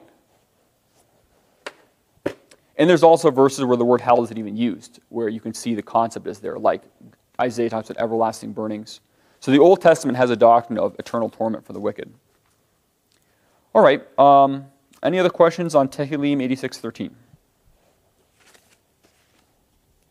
I don't think so. I'm trying to give theologically significant verses. And hopefully they're a blessing to you. Okay, how about Vayikra 17:11? What is Vayikra? What is it? Well, let's see. Let's look at the table of contents. Do you know what book of the Bible Vayikra is? Not off the top of my head. Okay. In fact, as I get older, I'm going to have less on the top of my head. All right. If you look at the table of contents on, mine is Roman numeral 5. You have all the books of the Bible there. Mm-hmm. So you can see. So the first book on page 1 is Bereshith, Genesis. Then you have Shemoth. The books often are named by just the first word of the book. Leviticus. So those are the first words. So Bereshith is the first word of Genesis in the beginning. Shemoth is the first word of Exodus. Vayikra is Leviticus, right there. See Vayikra? Okay. So this is Leviticus 17:11, Vayikra. Tehillim is down on page 1124. Tehillim is the Psalter. So Psalm, Tehillim. Shophatim is Judges. That's starting on page 442. So Shophatim. So we've translated from Judges, from the Psalms. Okay. Now we're in the books of Moshe. All right. Ki nefesh he basar bedam he we'eni na tativ lachem el hemizbeach la kafer el. That's kaper. It's a pa, not a fa. Oh, okay. Kaper el nefshote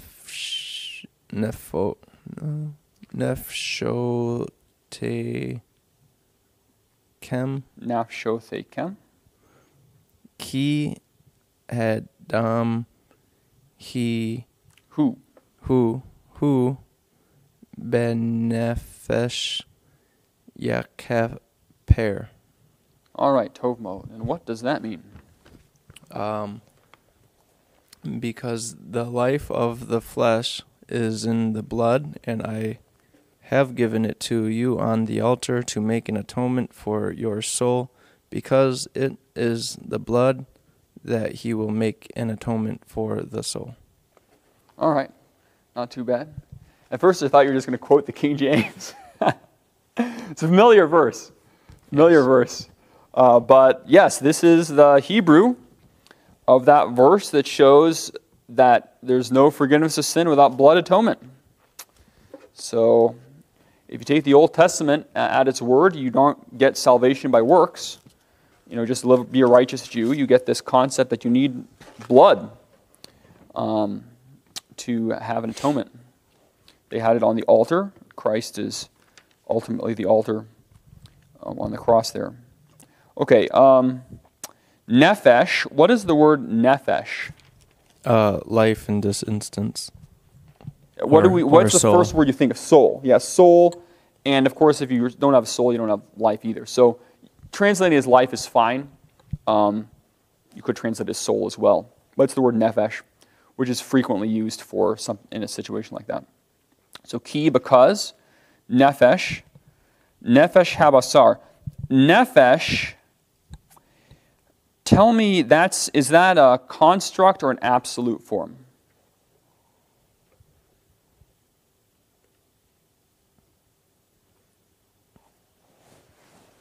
It's absolute. Well, it doesn't change from the absolute form, but you translated it as life of the flesh, didn't you? Yes. So you translated it as construct. Yes. Oh, and it is construct. So you see basar, so nephesh doesn't change in the construct. There's nothing that gets reduced, but it is nephesh habasar, so the soul of the flesh, the life of the flesh.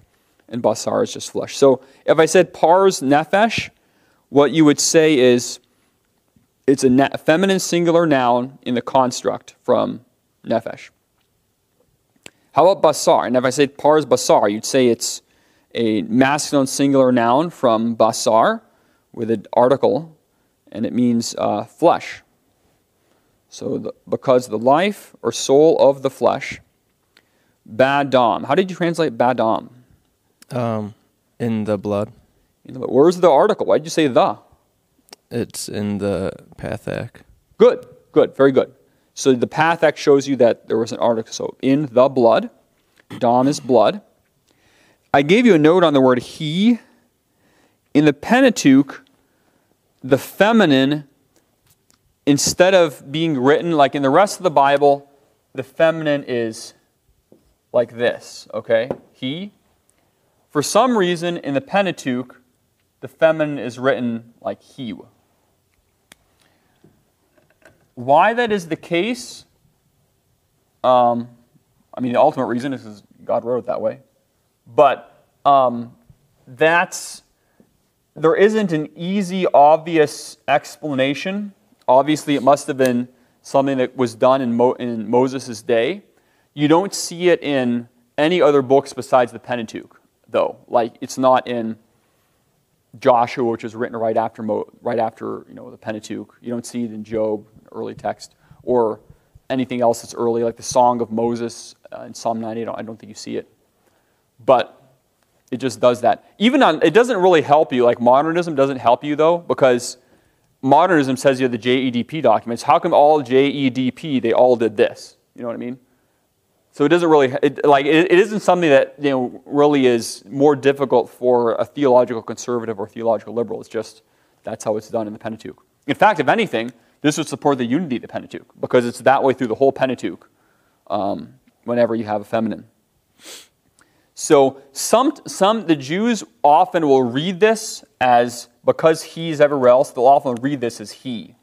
And if you feel like reading it like he, like it is in the rest of the Pentateuch, you can. If you want to just read it the way it's written, say he, that's certainly totally acceptable as well. I would tend to read it the way it's actually written, but if you want to read it as he, you could. So, badam he, so that is so the life of the flesh, he is in the blood, implied is. With badam he is, that is, it is in the blood. We'ani, and I, nithatai, notice that's just the cal perfect of Nathan. And what does Nathan mean? To give. To give. Yeah, and the verbs can get suffixes too. That's way at the end of the book. So that just means I have given him or it. And the suffix refers back to what word? What is the it that was given? The blood. Good, the blood. So I have given the blood, lachem, to you, plural, al hamizbeach, upon the altar, lekaper, to make an atonement, al nafshothechem. How did you translate nafshothechem? For your souls. Did you translate it as plural? I thought you said singular. You're correct. It is plural. Yeah, I have it as plural. Good. Oh, good. Good. Yeah, so that's plural. I've given to make atonement upon or for your souls. Ki, because hadam, the blood, who. There, who is he. And he is she, and like that. So I've given it because the dam, who, banafesh, for your soul, yikaper, makes atonement. So, and there, notice the kaper, there's footnote 14, it's a PL. PL is like the cal, except it's a different one. And you don't need to worry about the PL yet, but makes atonement. So we can see the necessity of substitutionary blood atonement for the salvation of people's souls or life in the Old Testament. The New Testament uses nephesh for the life as well. Like, he that gives up his life, he that will save his life shall lose it. He that shall lose his life for my sake and the gospel, the same shall save it. Life there is psuche, soul in Greek. So the New Testament does that as well. Okay, any questions on Vayikra 17:11? No. Amen. Great. Let's see what time it is here. What is it? 4:33? Okay.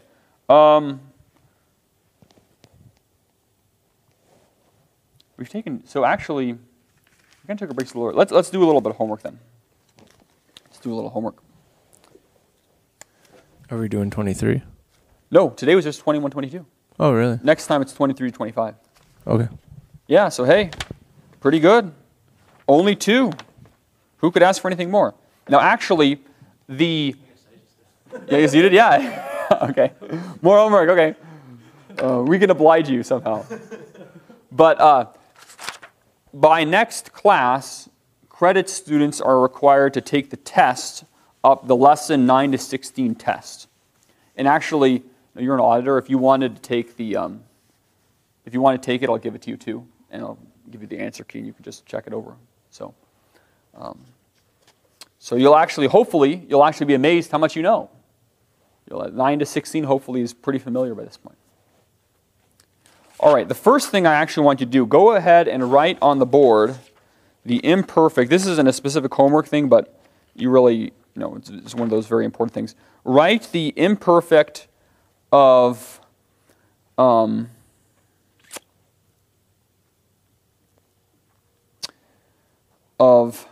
Karath on the board. No, Zakar. Let's do Zakar to remember. So go ahead and write Zakar and the imperfect up here. And then we'll do some other homework.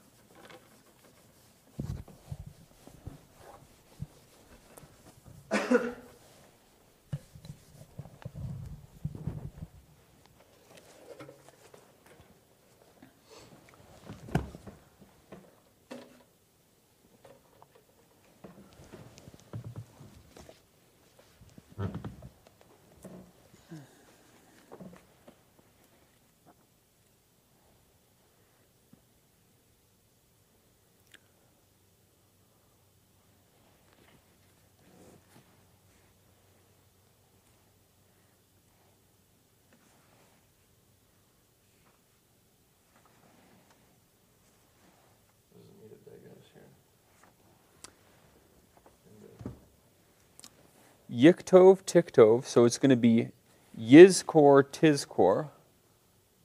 Yizkor. Yes, it is, because it's a beginning of a syllable.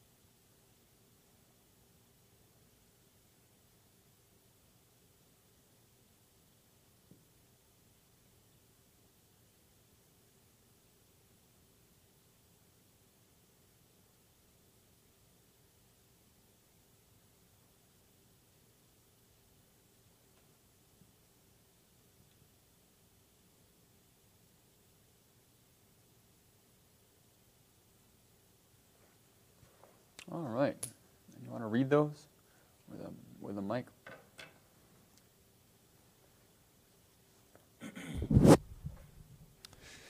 Is-core, tis-core, tis-core, tis-kari, Tis-kari, yeah. tis-kari, es-core, yiz-karu, tis-kornu, Tis-korna. tis-korna, oh, okay. Tis-korna, tis-karu,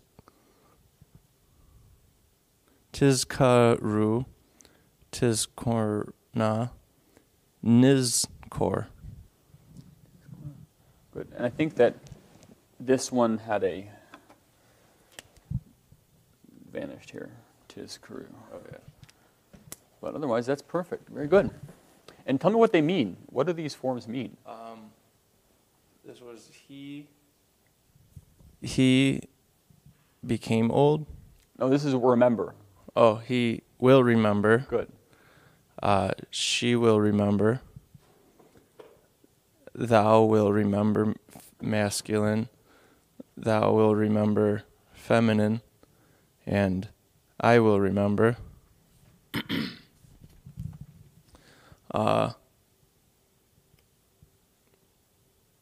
They will remember Good. masculine. They will remember feminine. You will remember masculine. You will remember feminine. Yous are plural. And nizkor is we will remember. Tov ma'od. Very good. Okay, you can take a seat. Very good. And go ahead and turn to lesson 21. Let's do the first few of A here. So go ahead and read. So here what we're doing is translate, identify the following sentences as verbal or nonverbal, and state which ones are ambiguous.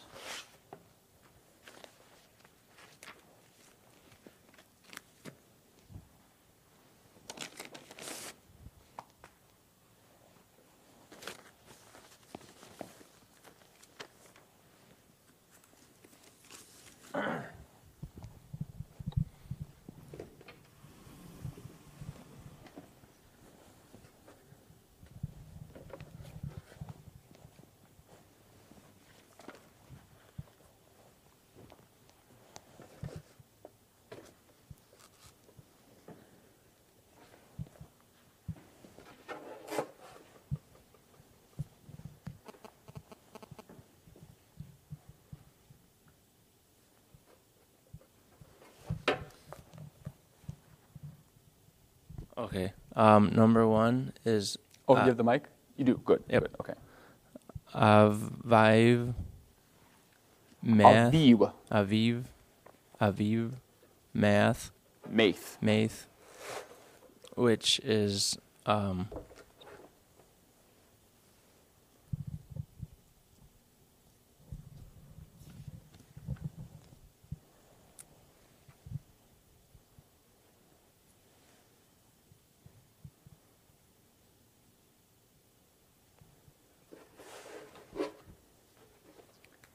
I think both those words were introduced in this lesson.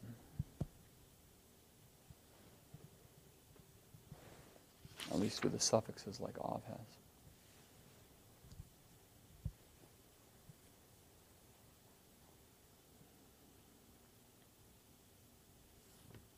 Is that ambiguous? It is. Yes. So what are the two options? Well, first of all, what is aviv? What does that mean? That would be your father. Well, there's this av is father. That's good. Now that suffix, you have all the suffixes of father. You have aviv. Avi would be my father. Avicha, thy father. Avich, thy father feminine. Avihu, his father. Avi was the next one before Aviha, all on page 95. So what does Avihu mean?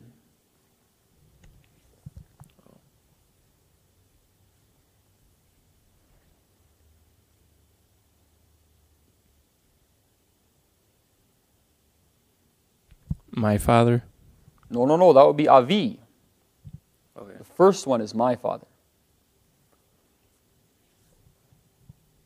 His father. Good. Both Avihu and Aviv mean his father. What's the next one below that? Aviha. What does that mean? Her father. Good. That's of her father. And how about on the next page, Avihem? What does Avihem mean? Their father. Good. Masculine. Their father. Very good. Oh, so Avihu is his father, and then Maith. What is Maith? It is to die. Yeah, it's from to die. Maim, wow, tau. Now, Maith would be, as a verb, what would be the parsing for that? It would be a perfect, cal perfect. Mm-hmm. That's easy enough. Everything for lesson 21, you got cal perfect down. This is good. Though it could be a participle. If it's a participle, it's not perfect. Okay. That's a participle? Well, I'm not saying it's not a participle. Okay. It actually is a verb. But so actually, you can't just say perfect for everything because participles aren't perfect and perfect. But everything except a participle is going to be perfect at this point. It's feminine, isn't it? Well, we have on Maith is a hollow verb, of course, and you can see the forms on page 94. Maith, Maitha, Mata, Mat, Mati, Maithu, Matem, Maten, Mathnu. So the first one is Maith. Masculine. Good. So masculine and what person and number? It would be third person singular. Good. So 3ms. So cal perfect 3ms. So his father died. Verbal. Now you said it's ambiguous, so then what else could Maith be besides a 3ms cal perfect verb? It could be is dying or well, has died. The form itself, if it's not a verb, what would it be? Would it be a preposition, adjective, noun, conjunction, vowel point? Adjective. Good. On bottom 94, top of 95, notice that there can be these stative verbs can have adjectives that look like a 3ms form. So it could be an adjective, Maith. So it could be a masculine singular adjective, Maith. In that case, it would be his father, implied verb, is, and the adjective, masculine singular adjective, dead, modifying father. So this is either the adjective Maith, modifying of, father, and so his father, implied verb, is dead, or it's the stative cal perfect 3ms verb Maith with of as the subject. His father died. And so it's ambiguous because Maith could be either one without context. Does that make sense? Yep. Okay, great. Why don't you try number 2? Okay. Hackali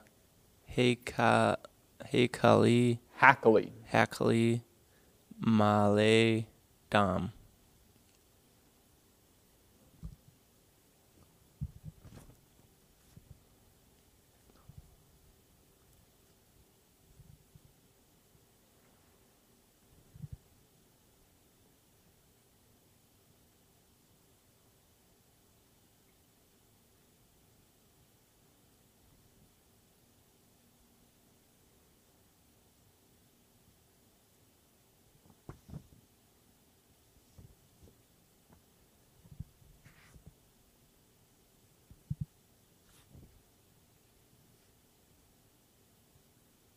It's ambiguous again. Okay. Because I don't know what it means, so it's ambiguous. No, that's not why. You're right. It is ambiguous. Because male could be either a verb or an adjective.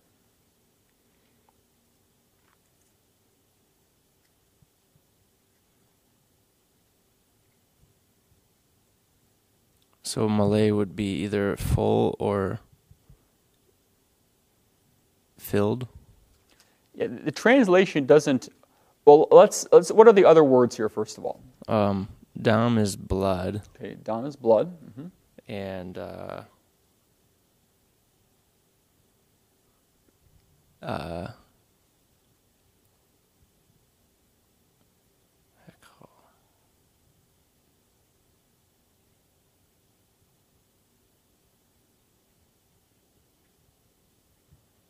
I don't know what lesson Kali was introduced in, but Kali is vessel. vessel. Yeah. Okay. So the vessel vessel is full of blood, or yeah, the vessel is full of blood. Now, if Malay is an adjective, is it a masculine singular, feminine singular, masculine plural, or feminine plural adjective? it would be masculine singular. Good. What would it be modifying?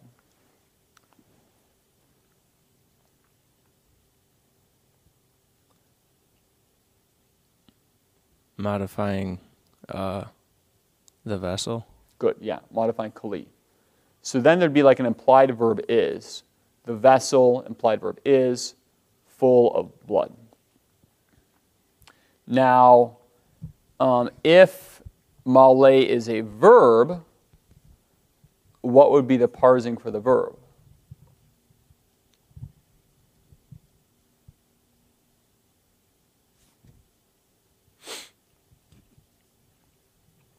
The parsing would still be masculine singular. Well, it would be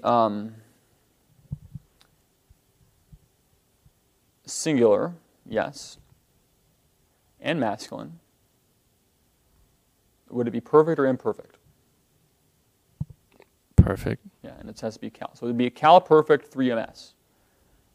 Now, since it's stative, then it might be the vessel was filled with blood as a potential alternative translation. You could still translate the vessel is full of blood, but you could also translate it the vessel was full of blood or was filled with blood, something like that, if it was a verb. But not too much difference in sense there, but there is the question of whether Malay is an adjective or verb. Have questions on that one? No. And 3 is quite similar. Malay, again, could be either full or filled. Hahekal is a temple. Kavod is glory. Adonai, Yehovah, of the Lord, Jehovah. So the temple was filled or is full of the glory of Jehovah.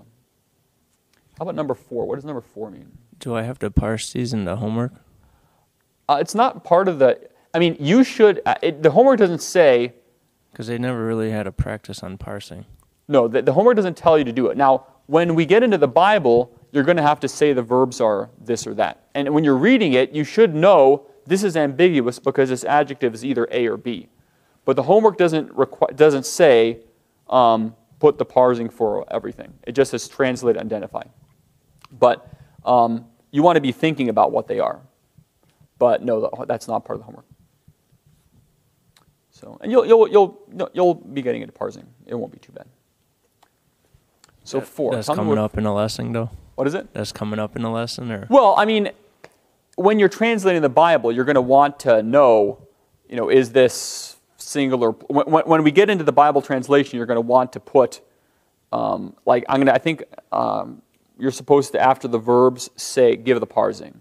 So after you have the verb, in the beginning, God created. So after the verb create, you'll say, bara, to create, cal perfect 3ms. So you're going to be doing that. But at this point, you don't have to, but you should still know what the different things are. Okay, did you say number 4? Number 4, yeah. Mathu. Oh, no, actually, no, don't do 4. Do 5. Okay.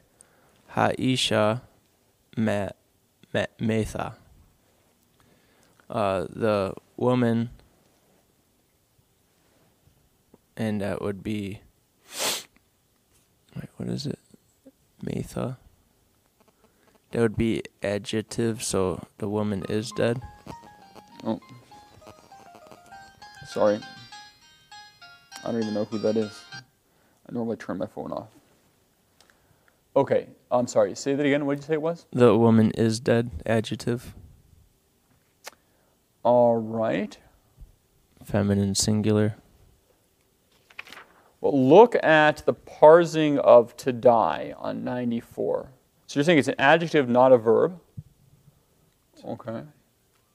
Are any of those forms of to die identical to what you have here? Now I turn my phone off. Yep. Which one?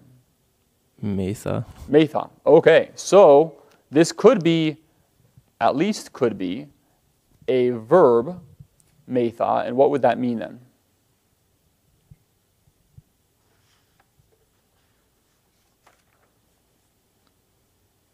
That she is dying, or is to die. Well, no, I mean, meth is he died. Metha would be she died. Mata would be thou didst die. Mat, thou didst die. Mati, I died. Methu, they died, and so on. So metha would just be she died. So what would this be then here in 4? Or excuse me, 5. The woman died. The woman died, yes. Now actually it's not ambiguous, but it can't be an adjective because of where the stress, notice it's metha, not metha. See the little accent mark over the meme? Yeah. If it actually were metha, that would be the feminine singular of the participle, and then it would be adjectival. So then it would be the woman, implied verb is, dead. Metha, feminine singular participle. But because it's ha'isha, metha, instead of metha, it has to be the woman died. So it's verbal. And actually the accents, like the accents are usually on the accented syllable, so they can determine stuff like this too. The woman died here versus the woman is dead. Okay, let's see. So other than the accent, would there be a way to actually... Without the accent, it'd be identical. No, without the accent, the form would be ambiguous. Yep. So it's ambiguous to me because I don't know accents? Well, no, there's a little line, there's an accent mark over the syllable. Mm-hmm. So if it weren't for Landon putting that in, then it would be ambiguous. Because Landon put the little in, it's not. Yeah, that's why I want to do that one, because that one was a little bit tough because of that. That was a toughie. Let's try, I want to do some Hebrew to English ones, but we should try something in lesson 22 here.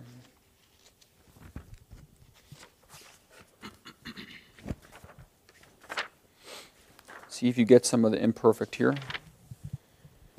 So go ahead, try exercise, lesson 22, do number 1 and number 4.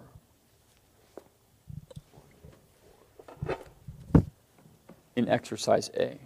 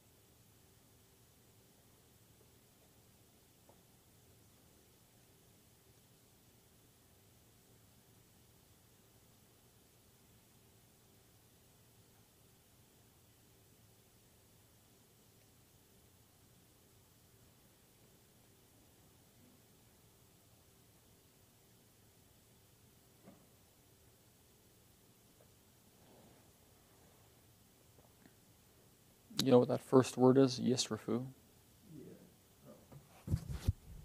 Yisrafu is I will burn, and HEB500 is the house. I will burn would actually be esrafu, or excuse me. Yeah, I will burn would be not esrafu. Esrof. Esrof will be I will burn. They will burn. Yes, good. They will burn the house. That's too bad, unless it was really old, I guess. Yisrafu eth habayeth. And eth, of course, is the direct object marker. All right, Tov Ma'od. How about number 4?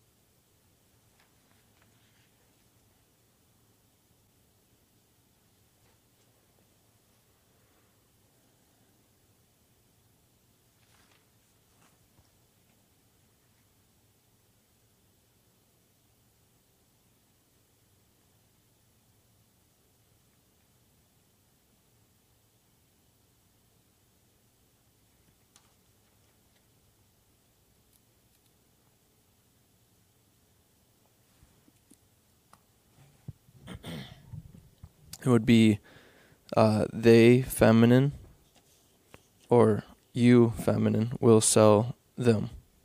Good, very good. Yeah, Tim Corna rather, could either be you or they, feminine plural, and then it's will sell is the verb, and them is otham. Them, some masculine something or other. So they will sell them, or you will sell them. Tov Ma'od. All right, let's try something. You get to write this one on the board, because it's English to Hebrew. Try 22b6. 22b6. And I think I'll do one more like that, and then it'll probably be, I think we'll be done actually after that. No. The people who belong to him are standing.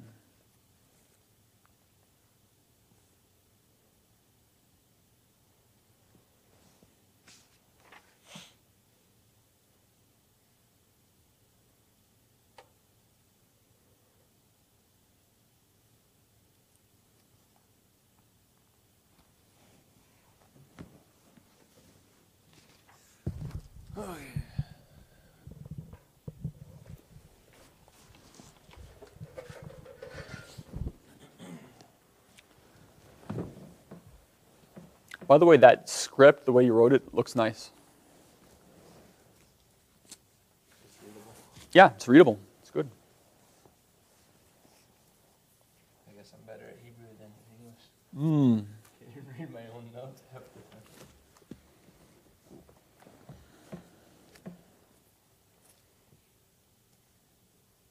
Okay, the people would be Ham.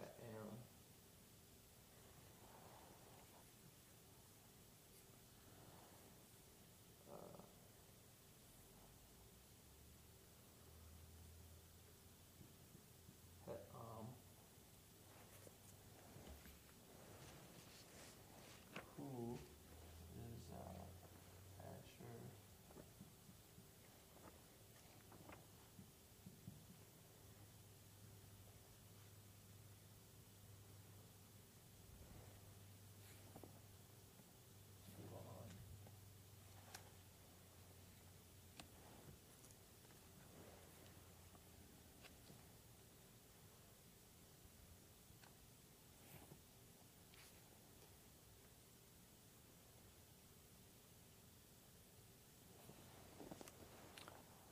on the word people, you did a good job in remembering that it's not just HEB500 because you can't put the doubling in the ayin. And sometimes, what are the situations before ayin that that the article changes to a segul? Oh, you're using the mic. Use the mic too. Sorry, behind you. If I remember right, it's kametz under ayin, then the article gets the segul. You're almost exactly right. It's back on page 8, which is a long time ago. It says before. I'll just read it to you. Before ayin, the article is normally hey kametz, but if the ayin is followed by an unaccented kametz, the article is hey segul. Now here, since it's ha'am, it's not an unaccented kametz, but an accented kametz, so it'd still be hey kametz. Okay. So it's just ha'am. ha'am with a ha kametz. Not ha'am, not he'am, but ha'am. Good.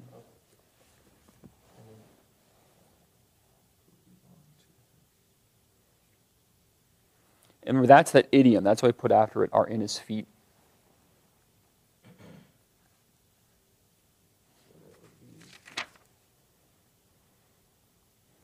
It's in the vocab previous page.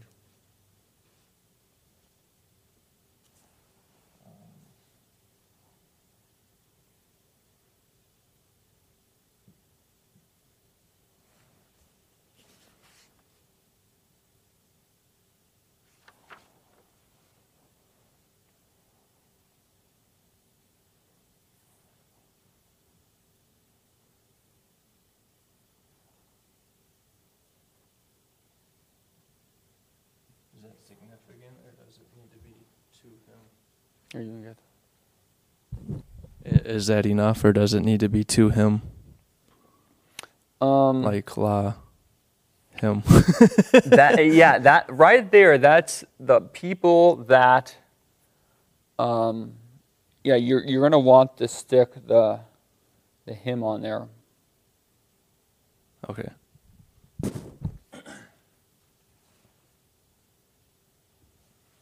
The biragli, that's like a construct. Well, is it a construct? But it's you're gonna want that's just. It doesn't have the him on there yet.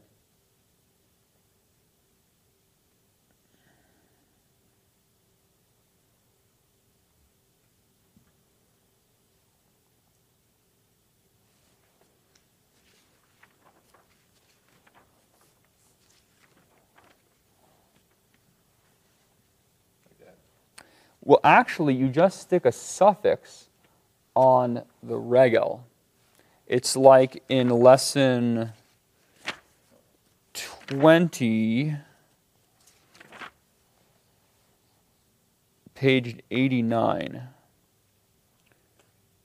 So you stick the plural suffix, because its feet gets the plural suffix. It's not foot, it's feet. And you stick the him part. Just so it's my horses, thy horses, his horses, her horses.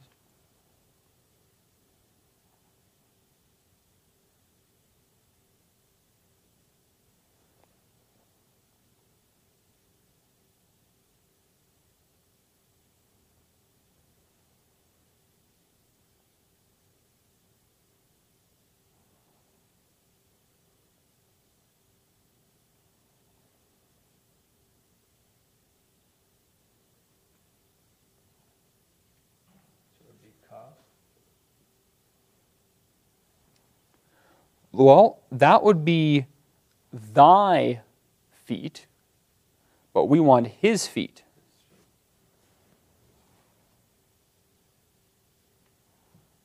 His feet would be.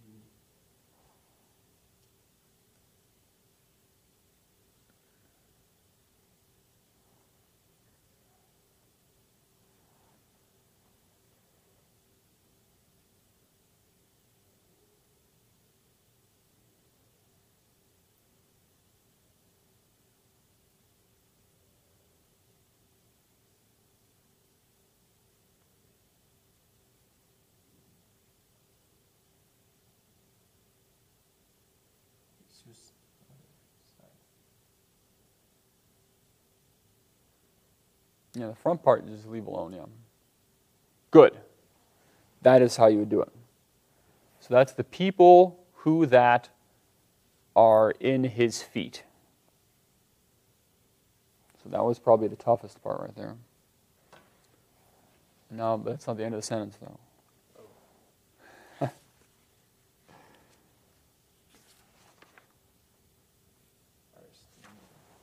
Mm-hmm. It's kind of like you.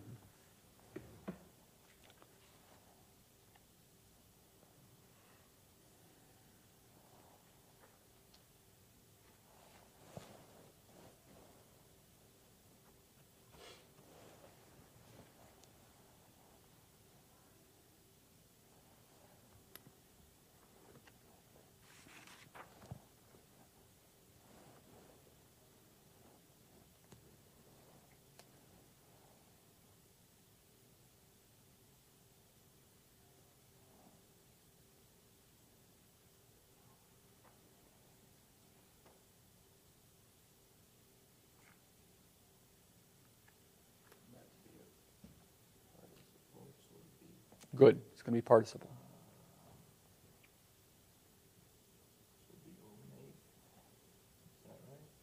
Yeah. Omade. That'd be the singular participle. Now here, it's a group of people,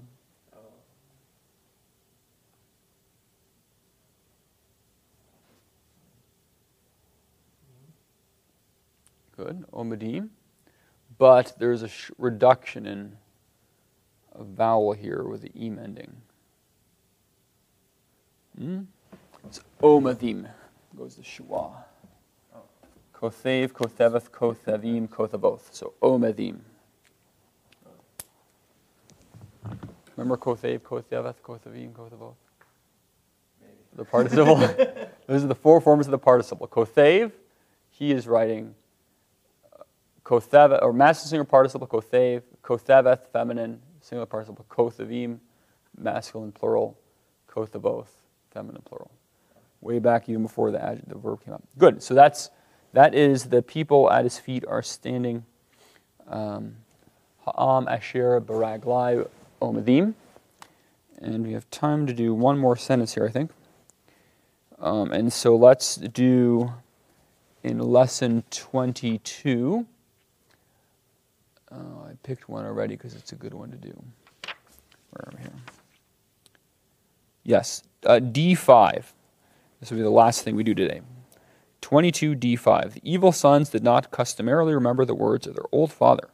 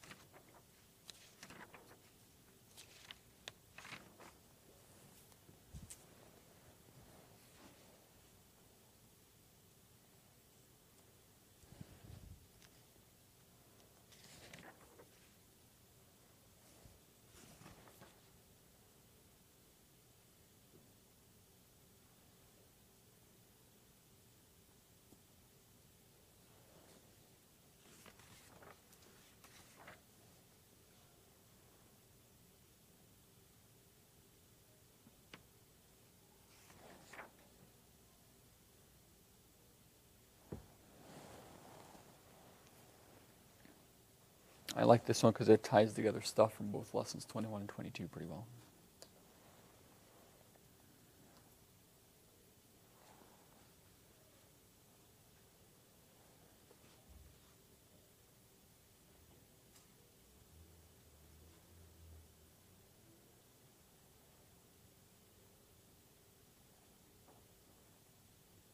Wait, what am I doing? Oh, yeah.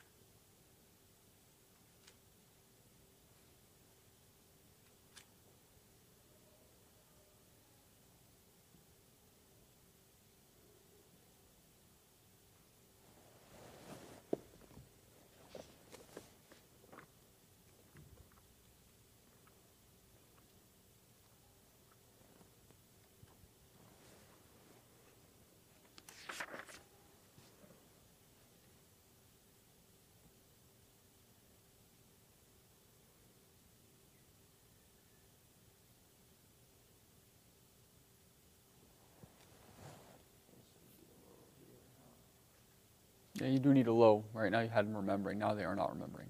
Lo yizkor habanim.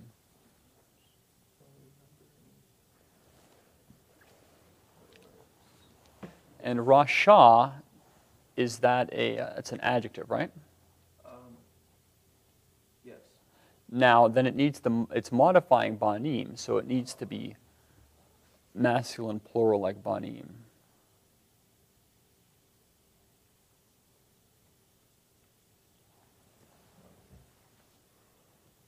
Now you do have a propretonic syllable that comments here.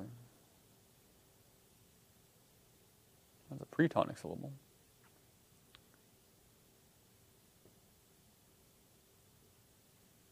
Can the resh just take a shua?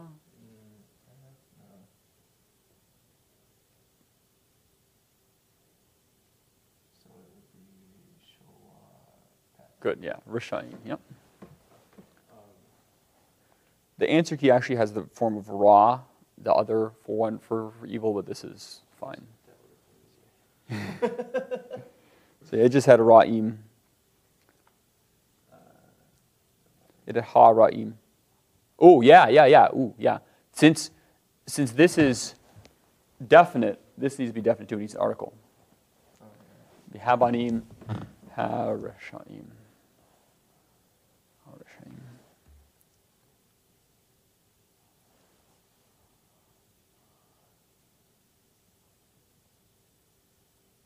Of course, the ra would have just been hara'im, but this is fine.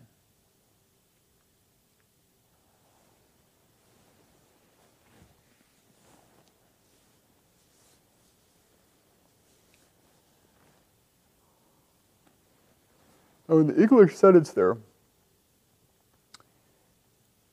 where did the sentence go?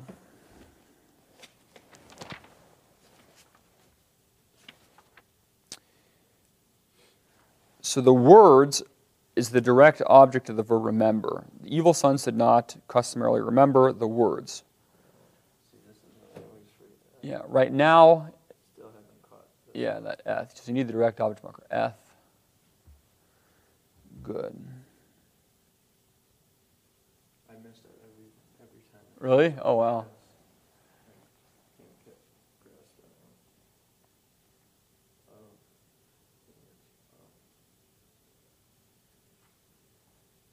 So that would be a construct.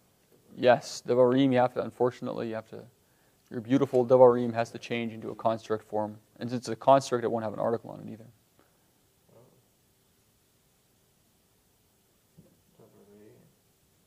Is that right?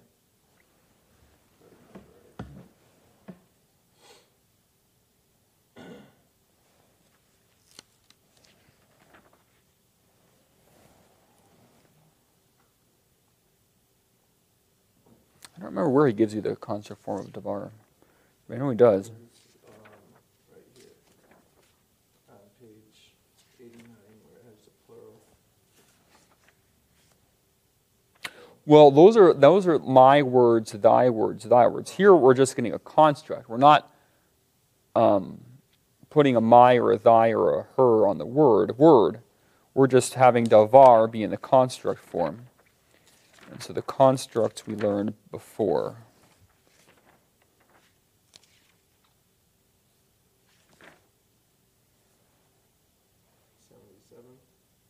Yeah, I think it is page 77.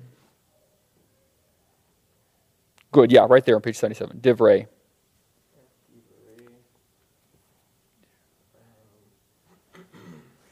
Words of their old father.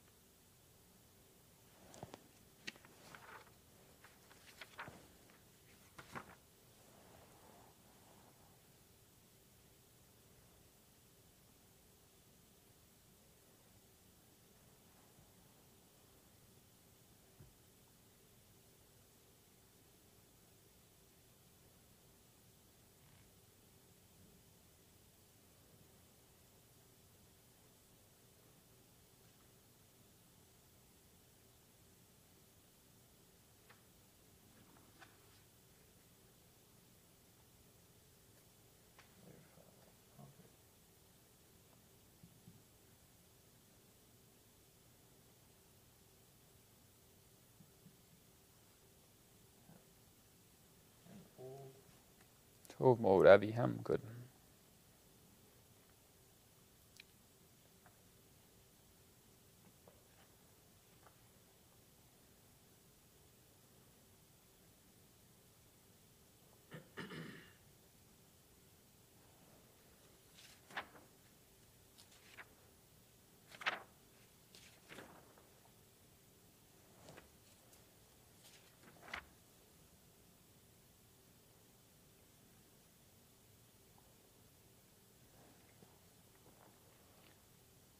I think we were introduced to the adjective a long time ago, but it just happens to be one of the ones that also is like a state of verb, so it's on page 94.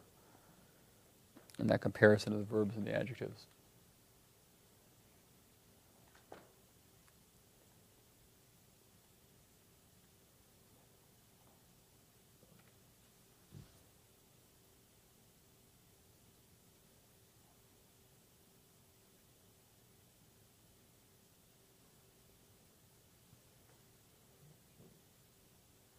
That's good.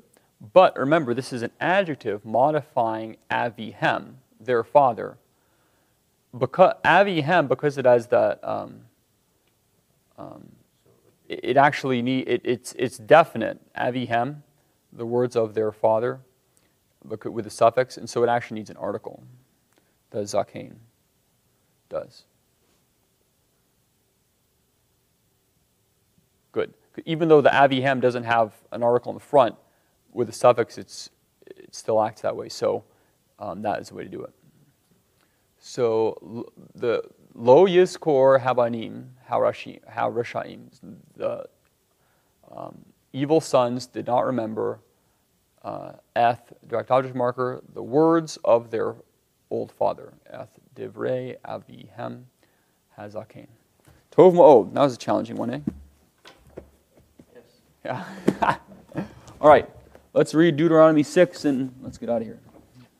I'll just read it to you, actually, because you've been doing enough grunt work here. So,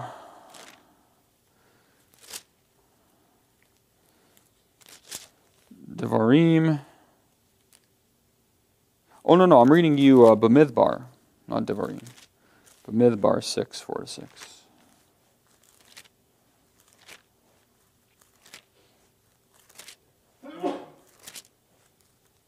Shalom. Okay, here we are, page 253. Yavarechecha Yehovah v'yishmarecha, Ya'er Yehovah panayu elecha v'yichuneka, Yisa Yehovah panayu elecha v'yasem lecha shalom. Amen.